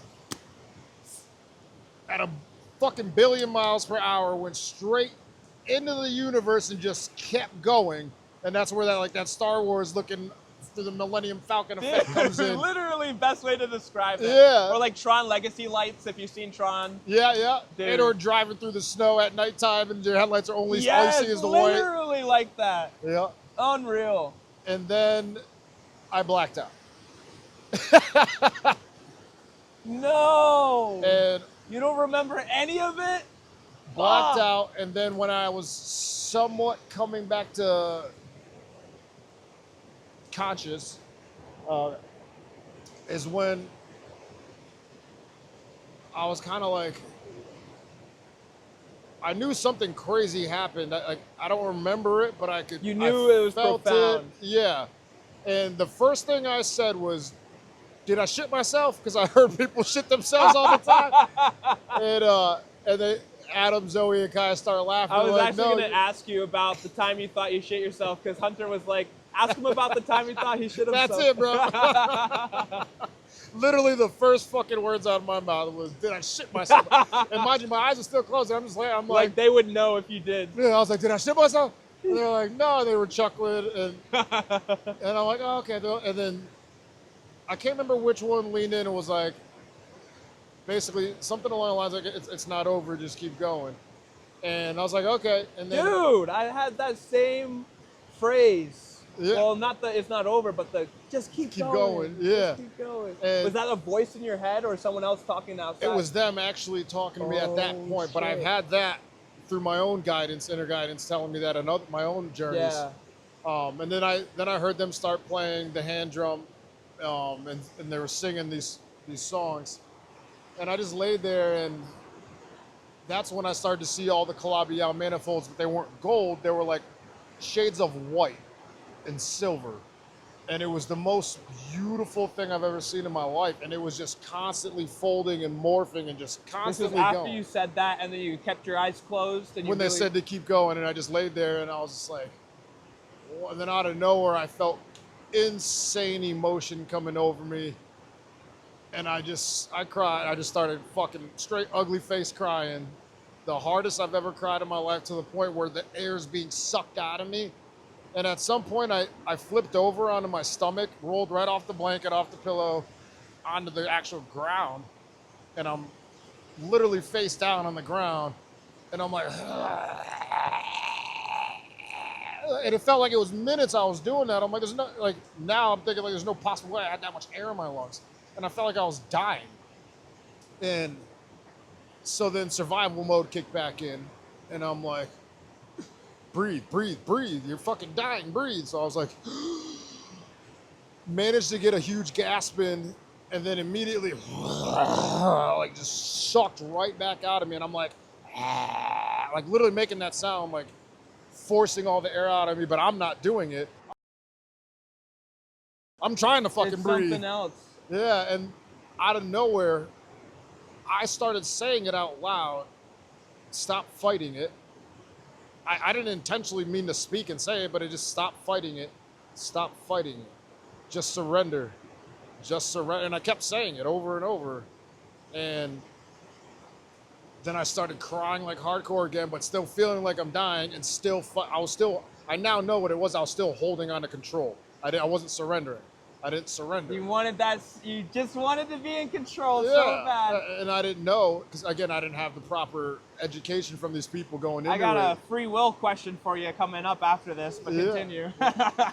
And just kept going and just kept going with it. And I feel like at some point I did surrender. I think I did. And then I just started crying way harder.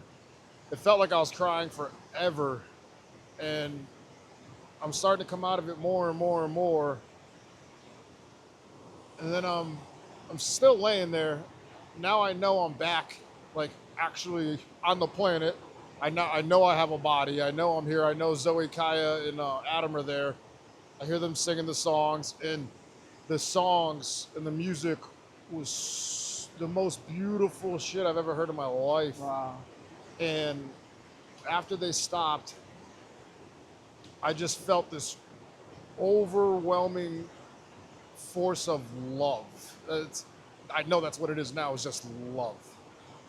Like, Dude. And I said, I was like, I started crying. I opened my eyes. I was like, I literally said, I fucking love you guys so much. And then I pulled all of them into me into a group hug. And they're kind of chuckling because I'm like, I fucking love y'all so much. And I'm laughing and they're laughing with me. And we're just sitting there and I'm like, holy shit, what the fuck just happened? And then they told me they're going to give me a little bit of time to sit here, you know, with myself and collect myself and whatnot and just process it, because I did know that was like the afterglow, which is immediately afterwards. You what? So, the afterglow. Oh yeah. And so I'm just sitting there and I'm looking at the ground. I'm looking at the ants. I'm like, hi ant. Like, I'm like, hi grass. Like a super hippie fucking tree hugger type. Right. And I gave no Dude, fucks. that's the best way though. I gave no fucks whatsoever. What a great life. And for the first time in my entire life, my head was completely silent, and I knew what peace was. And I started crying so hard because I was so happy. And then, from here to say to those trees right there, my best friend Matt, who killed himself when I was 15, is standing there in the fucking air looking right at me, smiling. And he's like surrounded by white and goldish light. And it's like a foggy / faded version of him, but I can still see all his features and everything. The ghost of him. Huh? It was the ghost of him. No, it was him. Well, I mean, it was him, but like he looked like a ghost. Yeah, like not if I just put you in the air and you were fully 3D detailed like that. Right. Yeah, it was very ethereal looking. And then he starts talking to me, and I'm talking back to him, but it's completely telepathic communication. And I wasn't surprised to see him there, which is even more weird, because I haven't seen him since the day I buried him. And real quick backtrack, every anniversary date, every death date, I would drink myself. You married him? Well, to his funeral. Every anniversary date, I drink and drug myself retarded. When I got into drugs, I would add that. Buried. I thought you said married. Huh? You said buried. I thought you said married. No. Okay. You were like, wait, what? Buried him. Sorry. And I always had that guilt, that survivor's guilt. But then in that moment, he was like, I am okay. And I've always been okay. You've never had to worry about me. It's never your fault. And I am always with you. And it was like, he was letting me let go of my own shit that I held on to that whole time. 37 years of my fucking life, I held on to that. Could never get over it. And I started crying so hard because I was so fucking happy. I've never known happiness like that. I've never known peace and quiet in my head like that. I've never known fucking true peace. I've never known true bliss. I've never known true love like that. All of it. Dude. And I was just like, and then he just faded away. And I'm just sitting there and I'm smiling and I'm crying so hard because I'm so fucking happy. And I was like, oh my God, where has this been all my life? I've been waiting all my life for this fucking moment. I never believed it was possible. I never thought it could ever happen. And I was just so overwhelmed. But again, so happy. And I don't even know how long I sat there for, but I finally got up and went back in and went up. And it was amazing. I was on cloud 9. I was like, you want to go lay down? I was like, fuck no, I'm good, man. I'm fucking I can stay up Gucci. forever. Yeah, I'm like, I'm good to go. What are we doing now? I was just so happy. I was talking about the experience. Can do anything. Everything. And the rest of the night was just more chill. Fucking didn't do anything else as far as plant medicine and stuff. Just talked about it a lot. Talked to everybody else about their stuff. Went around as I did daily with my typical therapy sessions that I did on my own with other people to talk to them, how their day was, their experiences and stuff. And then I went to bed. And then it was the next day in the second trip. But I got to time out real quick because I got to piss again. Yeah, that's all right. Ever since the Percocet thing, I fucking piss like a racehorse now. Like, it's so annoying. The only time I don't was when I up my intake of salt.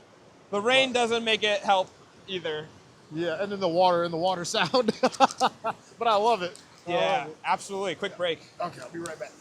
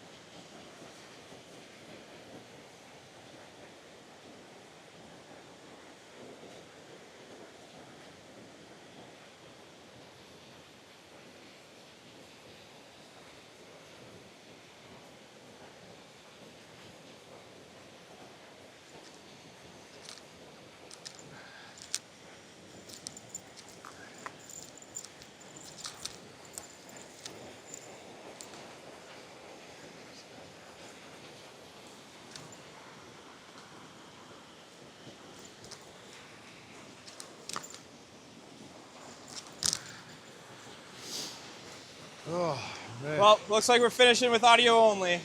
That's okay. Okay.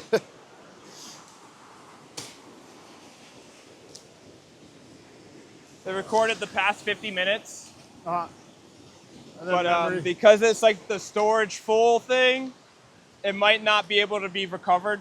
I got 30 minutes at least. But definitely going to have to... and I need to charge my phone, but definitely going to have to... what was I going to say? Buy a camera. Yeah, I think you're right. Especially Dude. if that keeps occurring.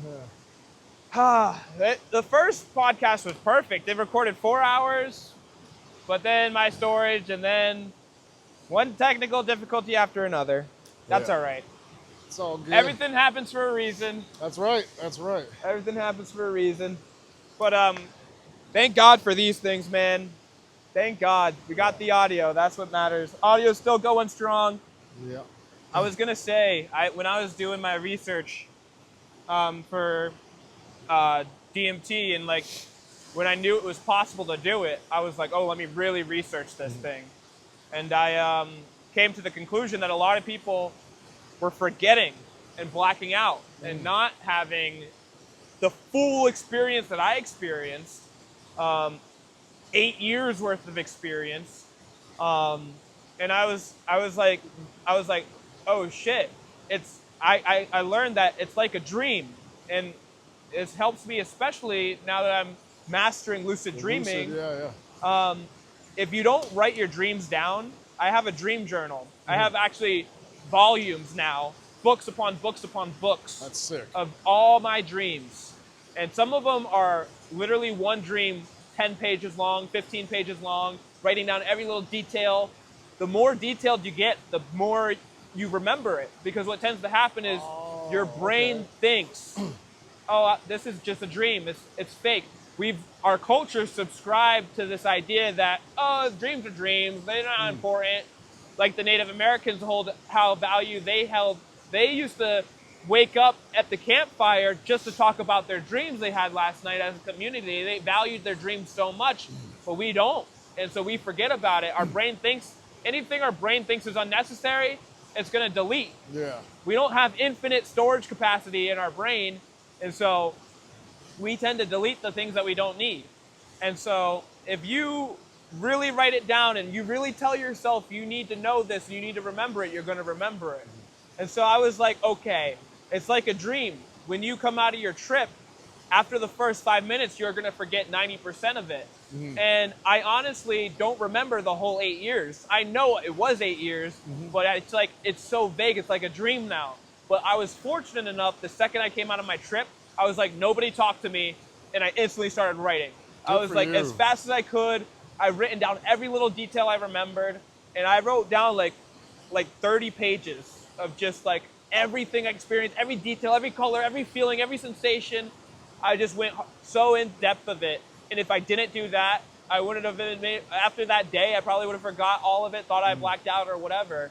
But yeah, that's probably why too. I don't know if you recorded any of, your past trips or your past, So I tried to, I didn't record them during, no. I should have. A couple times during psilocybin ceremonies, I tried to do voice notes or voice videos. Yep. In my mind, I sound like Andrew Tate talking and debating something so perfectly. But in real life, it came out it was full retard. And I was like, okay, that ain't gonna work. So then I just kind of did it. In your head, you sound pretty sick. In my head, I sounded on fucking point. I knew exactly what the hell I was saying. In real life, it didn't come out like that. That's hilarious. Yeah. But then your second day, day 2. You said you wanted to ask me a question after the first one. Do you want to wait till after the second one, or?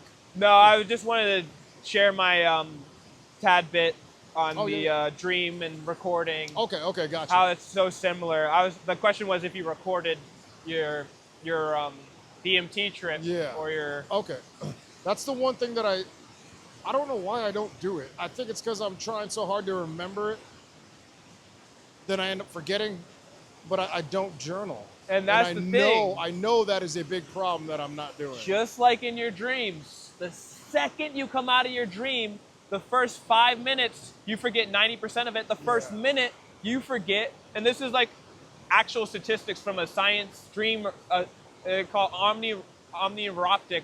I'm butchering the name. It's like omni something of like the science behind dreaming. Like there's actual fields of study dedicated just for dreams. And they have so much research now, they actually discovered that we can contact people who are dreaming, and they can say yes, they can say no while they're in their dreams, and like communicate back and forth. That just was a breakthrough this year. But the science basically states that after a minute, after you regain consciousness, you forget 50%.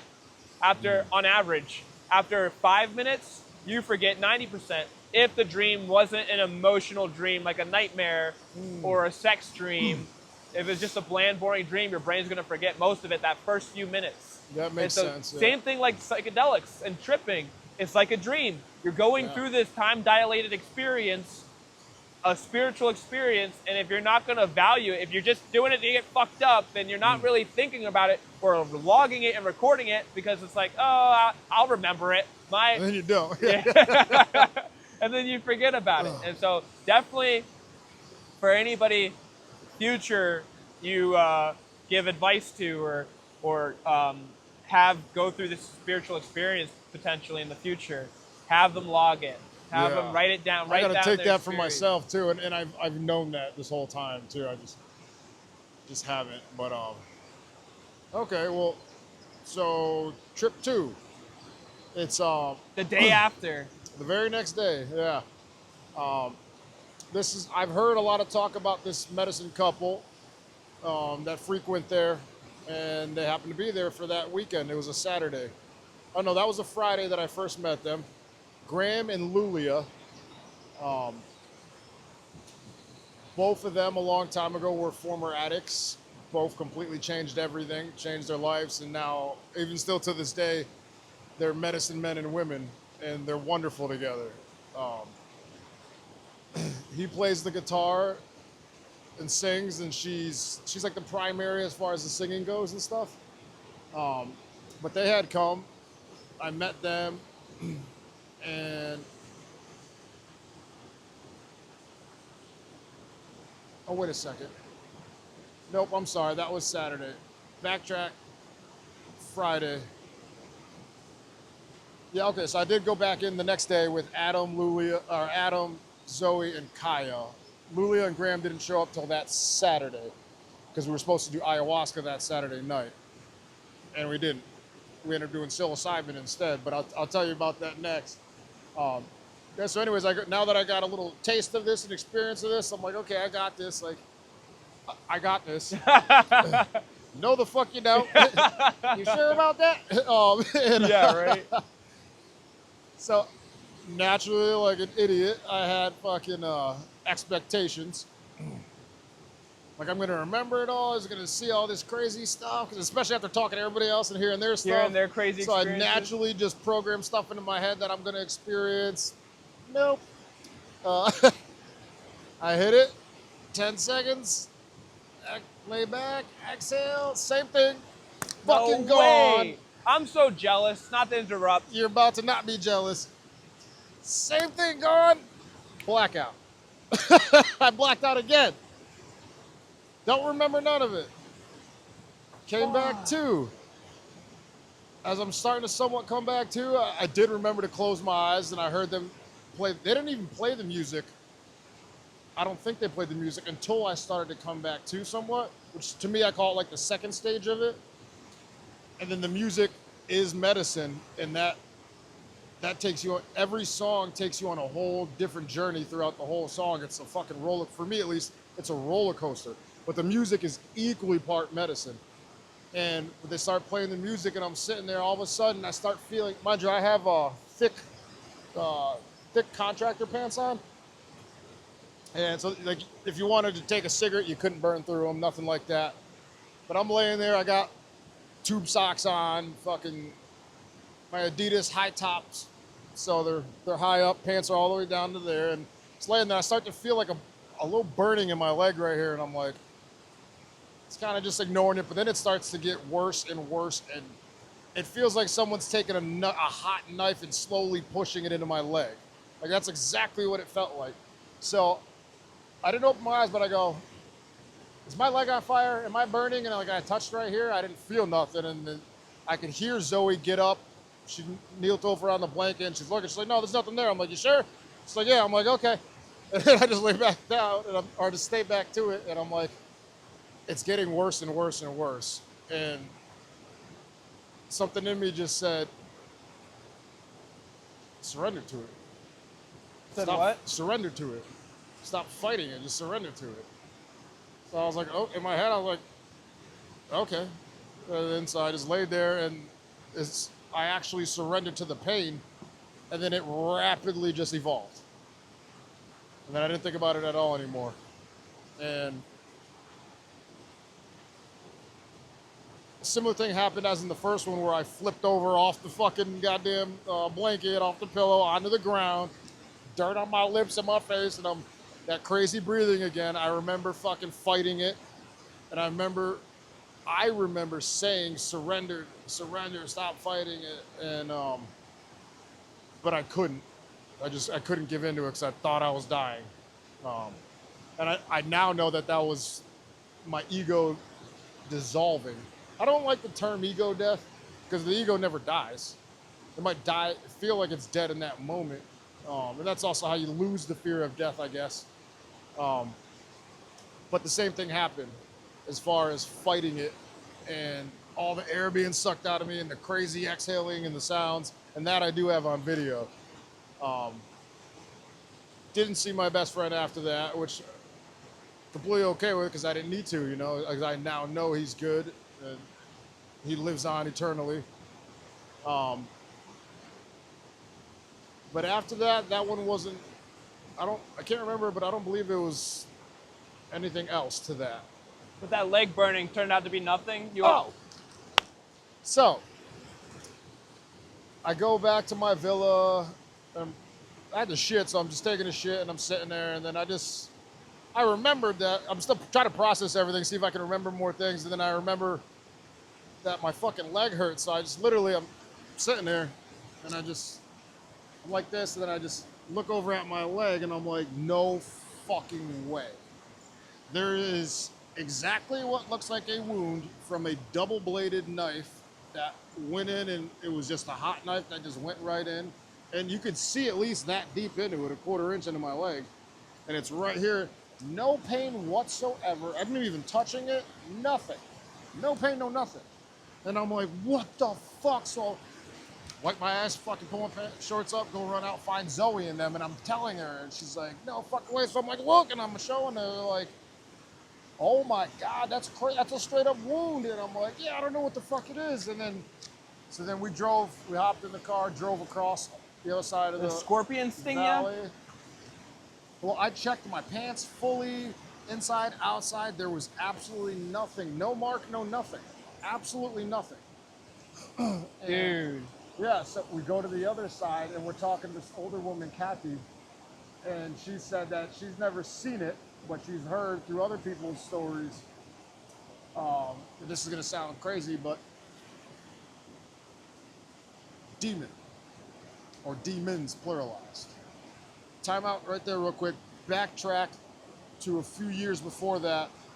My fiance is super spiritual and has psychic powers, as I believe all of us do. We just don't know how to access them. But she's very in tune like that, and her cousin is very in tune like that. And for my first time ever, I was in North Carolina at his place with her, and he wanted to do a reading, so I did a reading with him. And during the reading, he told me something that only me and Matt know, my best friend. I ran out the house, like, ain't no fucking way. This is fucking nuts. And I had a couple beers. I was still on Percocet at that time. I'm like, oh, this is fucking nuts. But I go back in, then he tells me that there's multiple, I can't remember if he said demons or like just basically malevolent entities attached to me. 2 or 3 are women and 1 is a man or something like that, especially because when he was flipping over the cards. So now fast forward back to Mexico on the opposite side of the other villas, and Kathy's talking to Zoe and me about it. and saying that she asked me what was happening during that moment when I felt the burning. I was fighting. I was fighting the medicine, I think. And everything in me kept telling me to open my eyes, wake up, and like touch my leg or, you know, like fight it off. But I didn't. I surrendered to her. And then she was like, okay. And then she just like immediately knew what it was. She was like, you had demons who were fighting you to stop fighting and to not surrender to the plant medicine, to surrender to God. And you fought them basically and you won, and they purged themselves out of that leg. That constant burning was them going through my leg and me fighting them to keep them in there, or me fighting to try to keep them in there. That's why I just kept getting worse. And then as soon as I surrendered, like apparently purged them. I don't know if that's true or not, but it made perfect fucking sense to me. Makes sense to me. Intuitively, it feels right. Other than that, the fact that there's no pants, unless like a fucking fire ant army went up your pant leg. Nothing, absolutely nothing. And a few months, fast forward real quick, but it's still about this. I come back, I'm in the States, I'm looking at it. I never steri-stripped it or sutured it, I just left it. And now I'm getting concerned, okay, what if it was a bug bite or something? I just don't know. You know, I'm second guessing it. What if it's infected? Because I've had staph infections before, and I'm like, let me go to the doctors, get it checked out. I just brought myself to the ER, told him exactly what happened. I told him it felt like a hot knife going through my leg. The doctor comes out, he's like, we x-rayed it, there's nothing in there. We've got some blood tests, we won't get those back right away, but it doesn't look like anything's wrong with it. It's super clean, and it looks exactly as you described, like a hot knife, double-bladed knife went into your fucking leg. But he's like, but there's absolutely nothing wrong with it. It's super clean. It's not infected at all. Nothing. They gave me some antibiotics to take home just in case. I never took them. But I've never heard anything like that before. Me neither. Dude. And I still haven't heard that. Unreal. Yeah.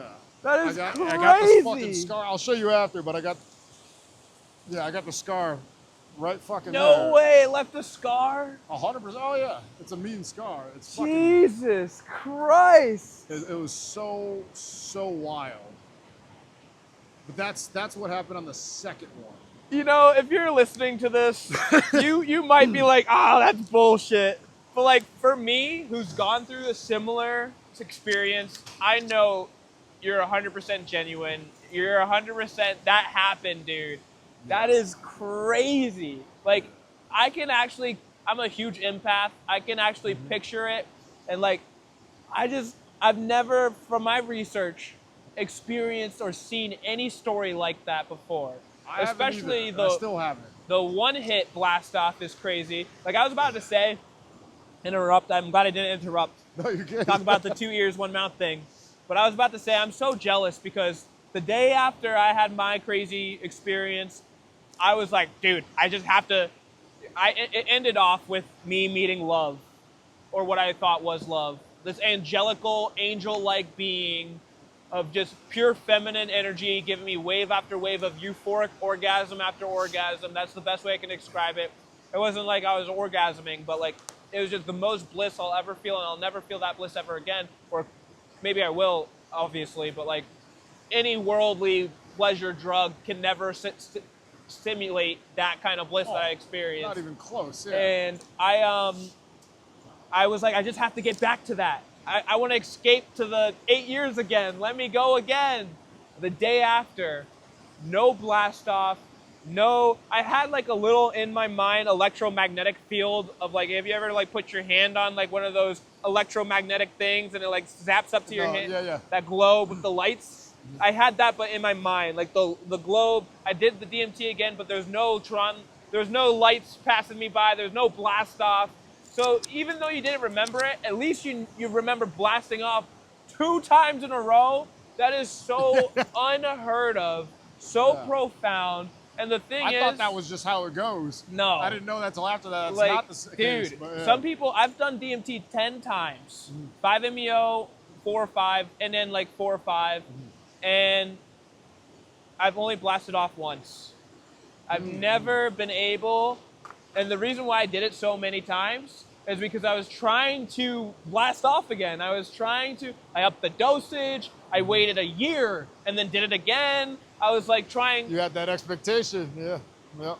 And honestly, I think that obviously it gives you the trip you need. I was still like going through clouds. I was still like, but I knew my body was there. It was not like as extreme as the first one. I was still like experiencing some stuff, like aliens and like entities in my head and like stuff like that. I've never seen any of that. Never. And I'm at 7 times now. You have. You just don't remember it. Oh, yeah. I don't remember seeing it. And you blacked out, quote unquote, black out. Yeah. And I think that they intentionally didn't want you to see what you saw because it was so profound. It was so reality shattering. Too much. Where if you did remember it, it's almost like I have this theory, right? Where if you know the truth, the ultimate truth of why we're here, you won't do what you need to do. There's almost almost a thing of like, you know, you can't handle the truth. Because if you had it, you would hurt yourself. I know that's the truth because I'm not cold and I just got the insane chills my whole fucking body when you said that. So I know that's the truth. That's crazy, dude. Yeah. And honestly, I've gone through this realization. One of the times, not on DMT, but I was tripping acid on a mountain up in New Hampshire. And I figured out everything. I figured out, or so I thought in my head.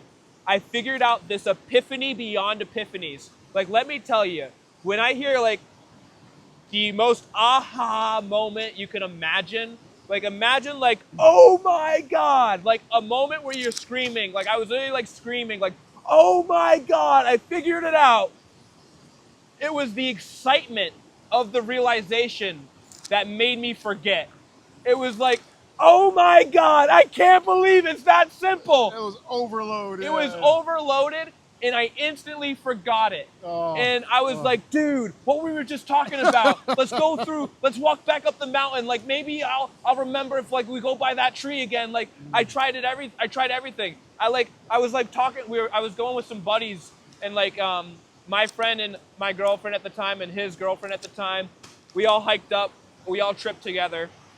And on the hike back down, I was like, what were we just talking about? Like, let's run. And on the drive back, I was like, you drive. I got to remember. Like, don't anybody talk to me. Nobody say a word. It was the most awkward ride home ever, for the first hour at least. And like the first hour, I was thinking and thinking and thinking. And I just heard a voice in my head, like, don't say a word. And I was like, what? I heard a voice in my head, like, it wasn't me. I mean, it could have been, but we all, but like, you know, I was hearing this voice like, don't say a word, over and over again. I'm like, okay, quiet. Because usually in my mind is like chaos, thoughts everywhere, constantly sporadic, like million miles per hour, thoughts, chaos. But I had that moment of peace, stillness, complete, tranquil, like a freaking still body of water, not a single wave, just like instant peace. And in that silence, I heard of another voice, the truth is in silence. And I was like, whoa. Because movement, everything's moving constantly. Energy is constantly moving. The unmoved mover. What's God? What's the truth? What's the stillness? Everything and nothing. Hot and cold, sharp, dull, all these opposites, the duality. What's that unison? And so in that moment of silence, I had the epiphany again. I remembered. I was like, oh my God. And then instant forget. Again. Oh, I was like, fuck. Why? And it was crazy because when I had the aha moment in the car ride driving home, without a doubt in my mind, it wasn't like, oh, was this it? Like, no, it was like the same epiphany, the same, oh my God, I figured everything out. That's the answer. That's life. Instant forget. And then I'm getting pissed. I'm like, I'm talking to my mentor. I'm like, what can I do to remember? Like, I'm looking at like memory herbs. I'm looking at ginkgo. I'm looking at all these different things. He's like, go back to the same place you went. You'll retrace your steps. That's what my mentor told me. I go back, I hiked the mountain 10 times that same year, trying to find it. And I just come to the conclusion, like, some things we're just not meant to know. Like, it will ruin our experience. That makes sense, especially when it's like God's like, you want to know? Boom, gone. Because it's so overwhelming. Yeah, to me that makes perfect sense. It's like, dude, you don't want to know how the story ends. It defeats the purpose of the story. You're not going to live it to the fullest if you were like, oh, love wins in the end already, like I was kind of saying. Earlier, yeah. Like, hey, you know what? No matter what we do, everything's A-okay. Why try? Why? And I think that might be what it was. Like, hey, everything's going to be okay. Don't take life so seriously. But we have to.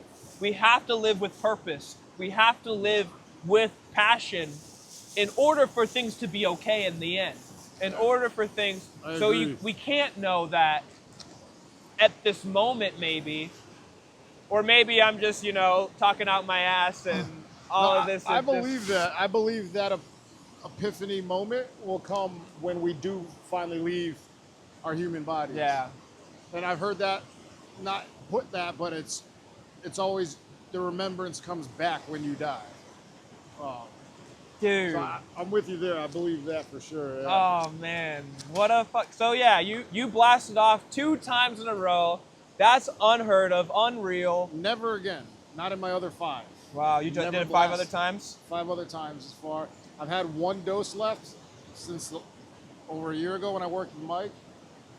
I worked with my friend Bobby after that, and I had 1 dose left. I have 1 dose left after that, which is about, I think it's about 18. But the fact that you did it twice, I've never heard of that, dude. I mean, I've heard of people blasting off more than once, though, like on internet, but not through friends or like, dude, I've done it 10 times and I've only gone once. You've done 5 and done twice? Like, come on. And it was the first and second time. That's crazy, the day after. Yeah, and then the caveat is I blacked out from it. It was just too good. You weren't supposed to, you weren't ready for it. I think so. I've never even thought about that or heard that until you said it, and I thank you so much for that. Yeah, man. I think that resonates with me right now deeply. I think that's exactly what it was. I wasn't ready and I wasn't supposed to. No, I got what I needed, not what I wanted.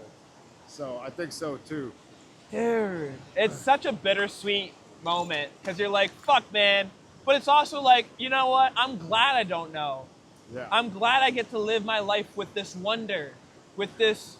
But there's beauty in the unknown, There really is. You don't need to have all the answers. You don't need to have control. I was going to say, it's that control factor, yeah. And that's where another segue, going back to the free will thing, there's this great, Neil deGrasse Tyson, a physicist I follow. There's a physicist world. Most of them are nihilists. Most of them are cynical. Most of them are atheists. Yeah. But I like to listen to what they have to say. Again, try to argue their point, to challenge my own views. Yeah, and then take bits and pieces from it that resonate with you. Exactly. Take what works, leave the rest. Yep. And he argued, he has this one saying, like, free will doesn't exist, but if it does, you can do what you like, but you can't like what you do. Meaning, if you do have free will, and you make decisions because you do things that you want, well, those consequences you're not going to like very much. Oh, okay, that makes sense, yeah. And I'm like, fuck you and you're saying, I hate that. I'm like, you can have free will and still like what you do and be a good person, but he's like, no. If you're doing what's right, you're doing what God wants you to do, it's hard work. You're living your life in service. Yeah. You're living your life doing what you know is right despite not liking it. Like, doing what's right, this mindset of, like, do what makes you happy. It's like, no, dude, you got to sacrifice your happiness to do what's right. And it's like, it's so easy to be bad and it's so hard to be good. Yeah. And you said live your life in service. There's one thing I know for a fact, and it's not just me, it's every single one of us that have gone through a spiritual awakening, whether through plant medicine or without. All we want to do from that point on is serve and help other fucking people. Every single one of us. And every single one of us come from the most fucked up backgrounds and the most damaged and broken people. And we become we're the light bearers. We're the fucking torch holders. And it goes to show you, again, that enlightenment piece for me, at least, is like, we're all one. When one's suffering, we're all suffering. So when you really realize that, you're like, oh shit, I gotta help people. That's gonna help me. We're all 100%. Connected. Nothing makes me feel more good than helping someone. Even if it's a 5-minute conversation, or if it's through plant medicine, or if it's training someone in MMA, or gym, anything, just helping others, helping someone move, is so fulfilling to you. And why is that? Because it's based out of love for your fellow fucking human and yourself, technically too. You know. So, yeah, I'm with all that. Not to go way off script, but when I came back from Mexico, I got a hold of psilocybin through different people. Replicated exactly how I was done it in Mexico. Breath work and everything. Huh? Breath work and everything? No, I mean, as far as medicine-wise, ceremonial aspect. Okay. I only do it the traditional indigenous way with the fire and the cleansing, and the exact process on how I did it, But like you did the breath work too with all of that? I still did breath work, yeah. Okay. But specifically with Bufo, I try something against the norm is where I consulted the medicine, which I've never heard of anybody doing. I don't know why it came to me, and I'll tell you how and why it came. When I came back, like a year and a half later, my childhood home, my dad still lived there. My sister had someone move in there to take care of him. Didn't really do that. She was like, I'm gonna find somebody else in a couple weeks, unless you wanna do it. I'm like, well, yeah, don't fuck finding somebody else. I'll take care of my dad, absolutely. And so I moved in to take care of him. Like 8 months into it, he wakes up, he hasn't left the house in like 15 years.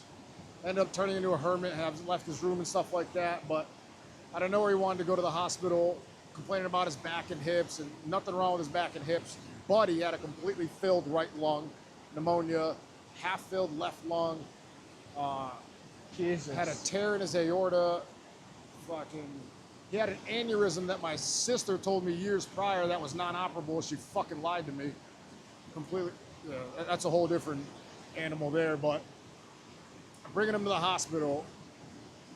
A couple days in, he's like refusing to eat, claiming his throat hurts and this and that. And so he starts rapidly declining. And then it comes to the point where he's non-responsive. And before he's non-responsive, they're trying to get a feeding tube in his nose. And they have the nurses doing it who don't know what the fuck they're doing. And they tore his throat up trying to get the tube down there. And a doctor came in and did it just like that. After I bitched about it, I'm like, stop fucking having your nurses practice on my fucking dad and get a goddamn doctor in to do it. And that only was in for a day or so, and then he ripped it out because his throat was still hurting so bad. And then he rapidly declined. 4 days, no nothing, no food, no nutrition. And they basically told me to say goodbye to my dad. And I remember beforehand, my dad signed the DNR. And I lost my shit. I'm like, absolutely not. You fucking bring him back if he fucking loses consciousness or if he's not breathing. You fucking bring him back. I was going nuts. And after I left the hospital, it was Jess and I, we went to my mom's to go have lunch in Connecticut. Randomly on the way to the hospital, do Bufo comes to my mind. Consult Bufo. And I'm like, what the hell fucking no. Like, I respect the medicine so much. I never do it recreationally. No matter what plant medicine it is, only in ceremonial aspect, only if I have the proper setting in mind. And we get there, I throw it out of my head, and we get there, I'm eating, it comes in my head again. I'm like, what the fuck? Throw it away, it comes again. So I pull Jess to the side, and I'm talking to her, and I tell her about it. She's like, that's so weird. And she would never let me do it in that state of mind either. She's like, I had the same thoughts. And I'm like, what? So we're talking about it. I'm like, all right, you know what? We're going to leave here. We're going to go to my house, my dad's house at the time, get everything set up, and we're going to do it because I have 5-MeO. And cleanse the space, everything. I put this song on that always resonates with me so deeply every single time I listen to it, no matter on plant medicine or not. And I've listened to it a million times. And I set my intentions to find peace. And I didn't know what that meant, whether it was to find peace with my dad and his decision or my decision, just to get some clarity and find peace with my dad.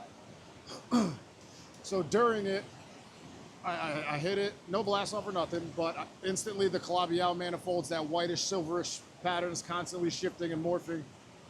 And then it's like, my dad's talking to me and he's like, I want to live. Like, you know, like, just keep fighting for me, Frank. You got this. Like, I want to live. And then I kind of snap out of it and I look at Jess and she's just sitting there kneeling down, not saying a word. Your dad was there for it? In my head he was, under the medicine. But it's like he was telepathically talking to me, and like almost like a dream world. I've had that so many times, man, where you're like, are we really telepathically talking right now? Yeah. And like, I sometimes want to confront those people and be like, hey, but I don't want to sound like a crazy person. So I hop up, I look at Jess, she's looking at me wide-eyed because I just jumped out of it, and I was like, babe, he does want to fight, he does want to live, he does want to keep living, you know, he wants to fight, he wants to live. And then without saying a word, she telepathically was like lay down, go back into it, like go deeper type thing. So I lay back down. I'm so fucking happy because I'm like, he does want to live. Yes, like I'm right, that type deal. And then I'm on cloud nine, then out of nowhere, who the fuck do you think you are? Record stop, and I was like, what? And it was like, who the fuck do you think you are? And now I'm fucking horrified because it's my voice.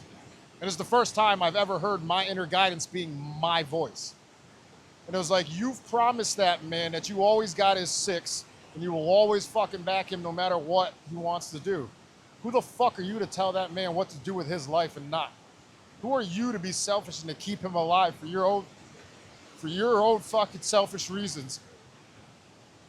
And it fucking hit me like a brick wall going 1,000 miles per hour into it.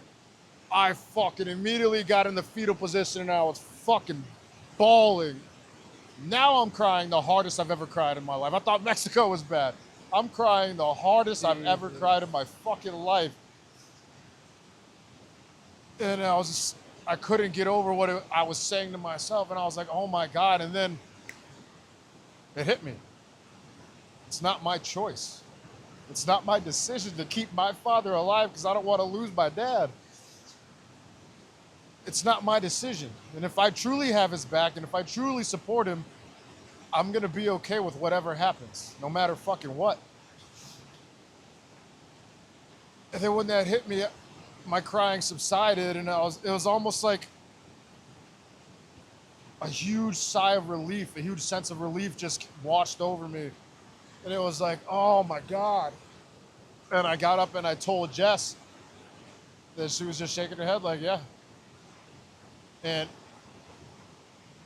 after, I wanted to go to the hospital right away and be like, I got you, Dad, whatever. And I think I waited till the next day and then went there and like leaned into his ear and was telling him like, listen, oh no, he was awake at that point. Wait, was he? I don't know why, I can't remember if he was awake or if he was still non-responsive basically. And I was like, I can't remember if I leaned in and whispered to it, like talked to him in his ear, or if he was awake. No, he was awake. He was awake.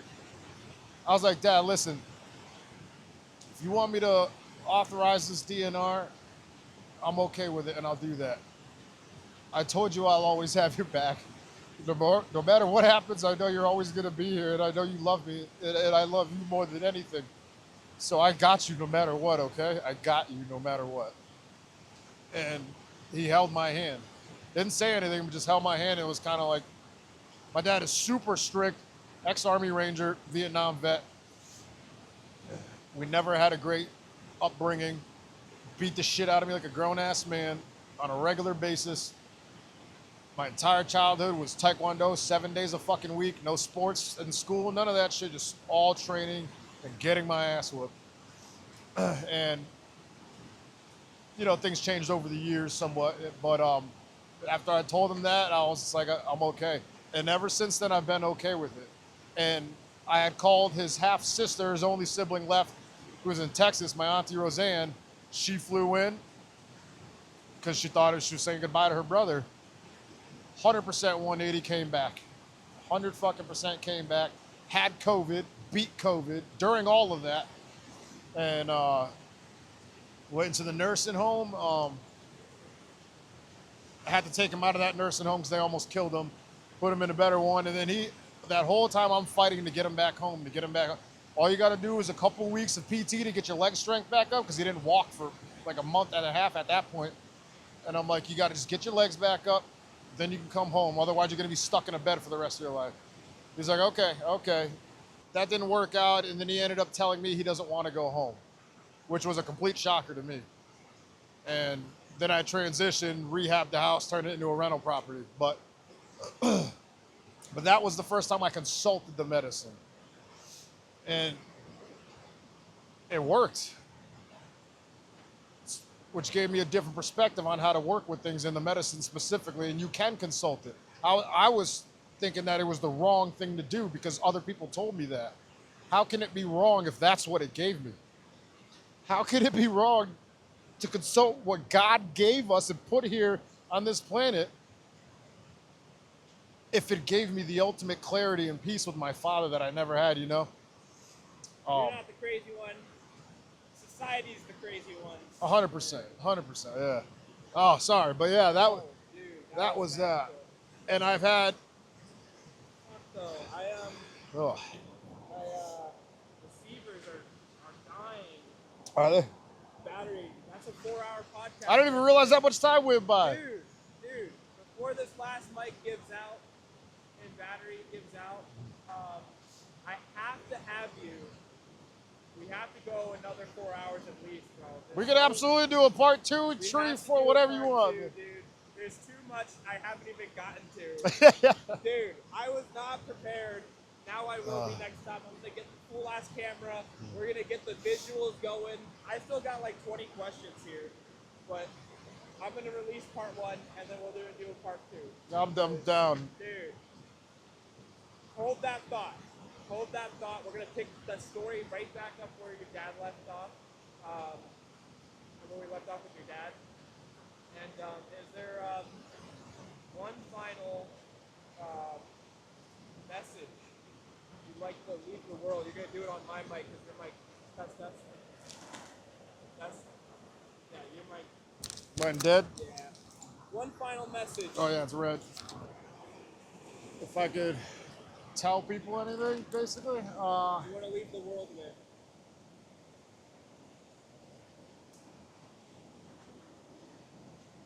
We'll get a second message in part 2, don't worry. I'm just going to go what comes to me immediately, and it's all of us think no one understands what the fuck we're going through. All of us think this at some point in our lives. We think we're the only ones going through what we're going through, and nobody could possibly understand what we're going through. And as hard as it is to realize to believe that that's not the case, it really isn't the case. And I've only discovered that by opening up and talking about what I'm going through, that so many people relate in so many different ways. And none of us are quote unquote broken. We are not damaged beyond repair.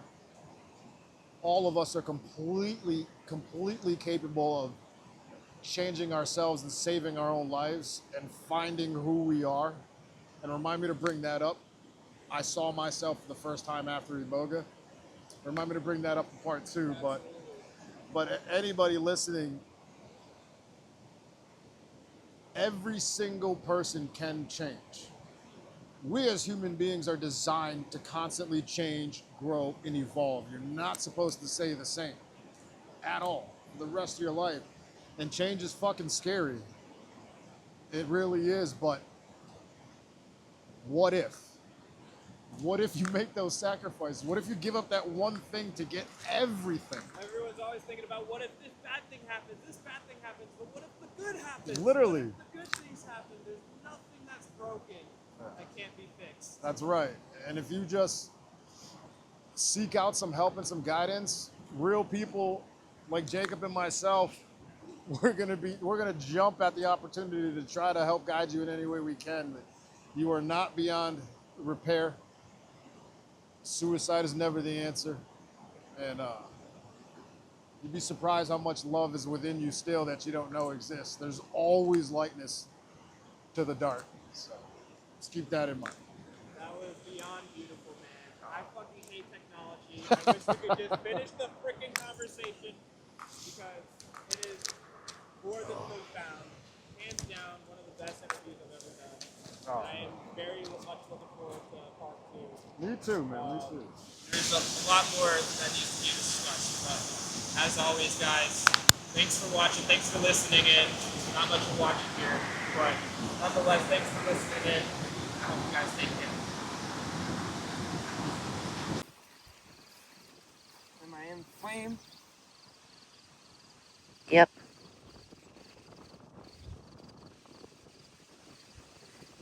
Howdy. Wait. Howdy, partner. No. Howdy, partner. Okay, I'll be serious. All this smoke in the air is like making my throat so sore. Unfortunately, these wildfires 1,000 miles away still affecting us here. Very tragic. But we'll get serious though. Thanks for listening to episode 5 of the Care2Talk Podcast. If you enjoyed this podcast, please consider leaving a like, commenting down below a suggestion or a question, and even sharing this video with some friends, family, or some loved ones to get the message out across. We greatly appreciate it. By we, I mean me, because I'm the only one doing all of this stuff. And yeah, why not click the description and donate? Any donations greatly appreciated, because I'm broke as shit and would really love some donations. To keep this message going. You ruined it. I'm sorry. Oh, we're gonna keep it rolling though. I like to end this video off with a beautiful quote, and quote that's really affected my life, and that is, there is no way you can fail, truly fail. All these mistakes we make, they're just lessons to be learned. The only true mistake is quitting. Because once you quit, it's over. As long as you believe in yourself and you keep going, you're destined to succeed. That's all I have for you guys. I promise next time my camera will not die. I got a new camera for us. The batteries will continue on, and there will be no more storage issues. So hopefully moving forward, we'll have a lot more good videos, actual videos, and not just audio only. Nonetheless, I hope you guys enjoyed the video. Take care, y'all. Peace.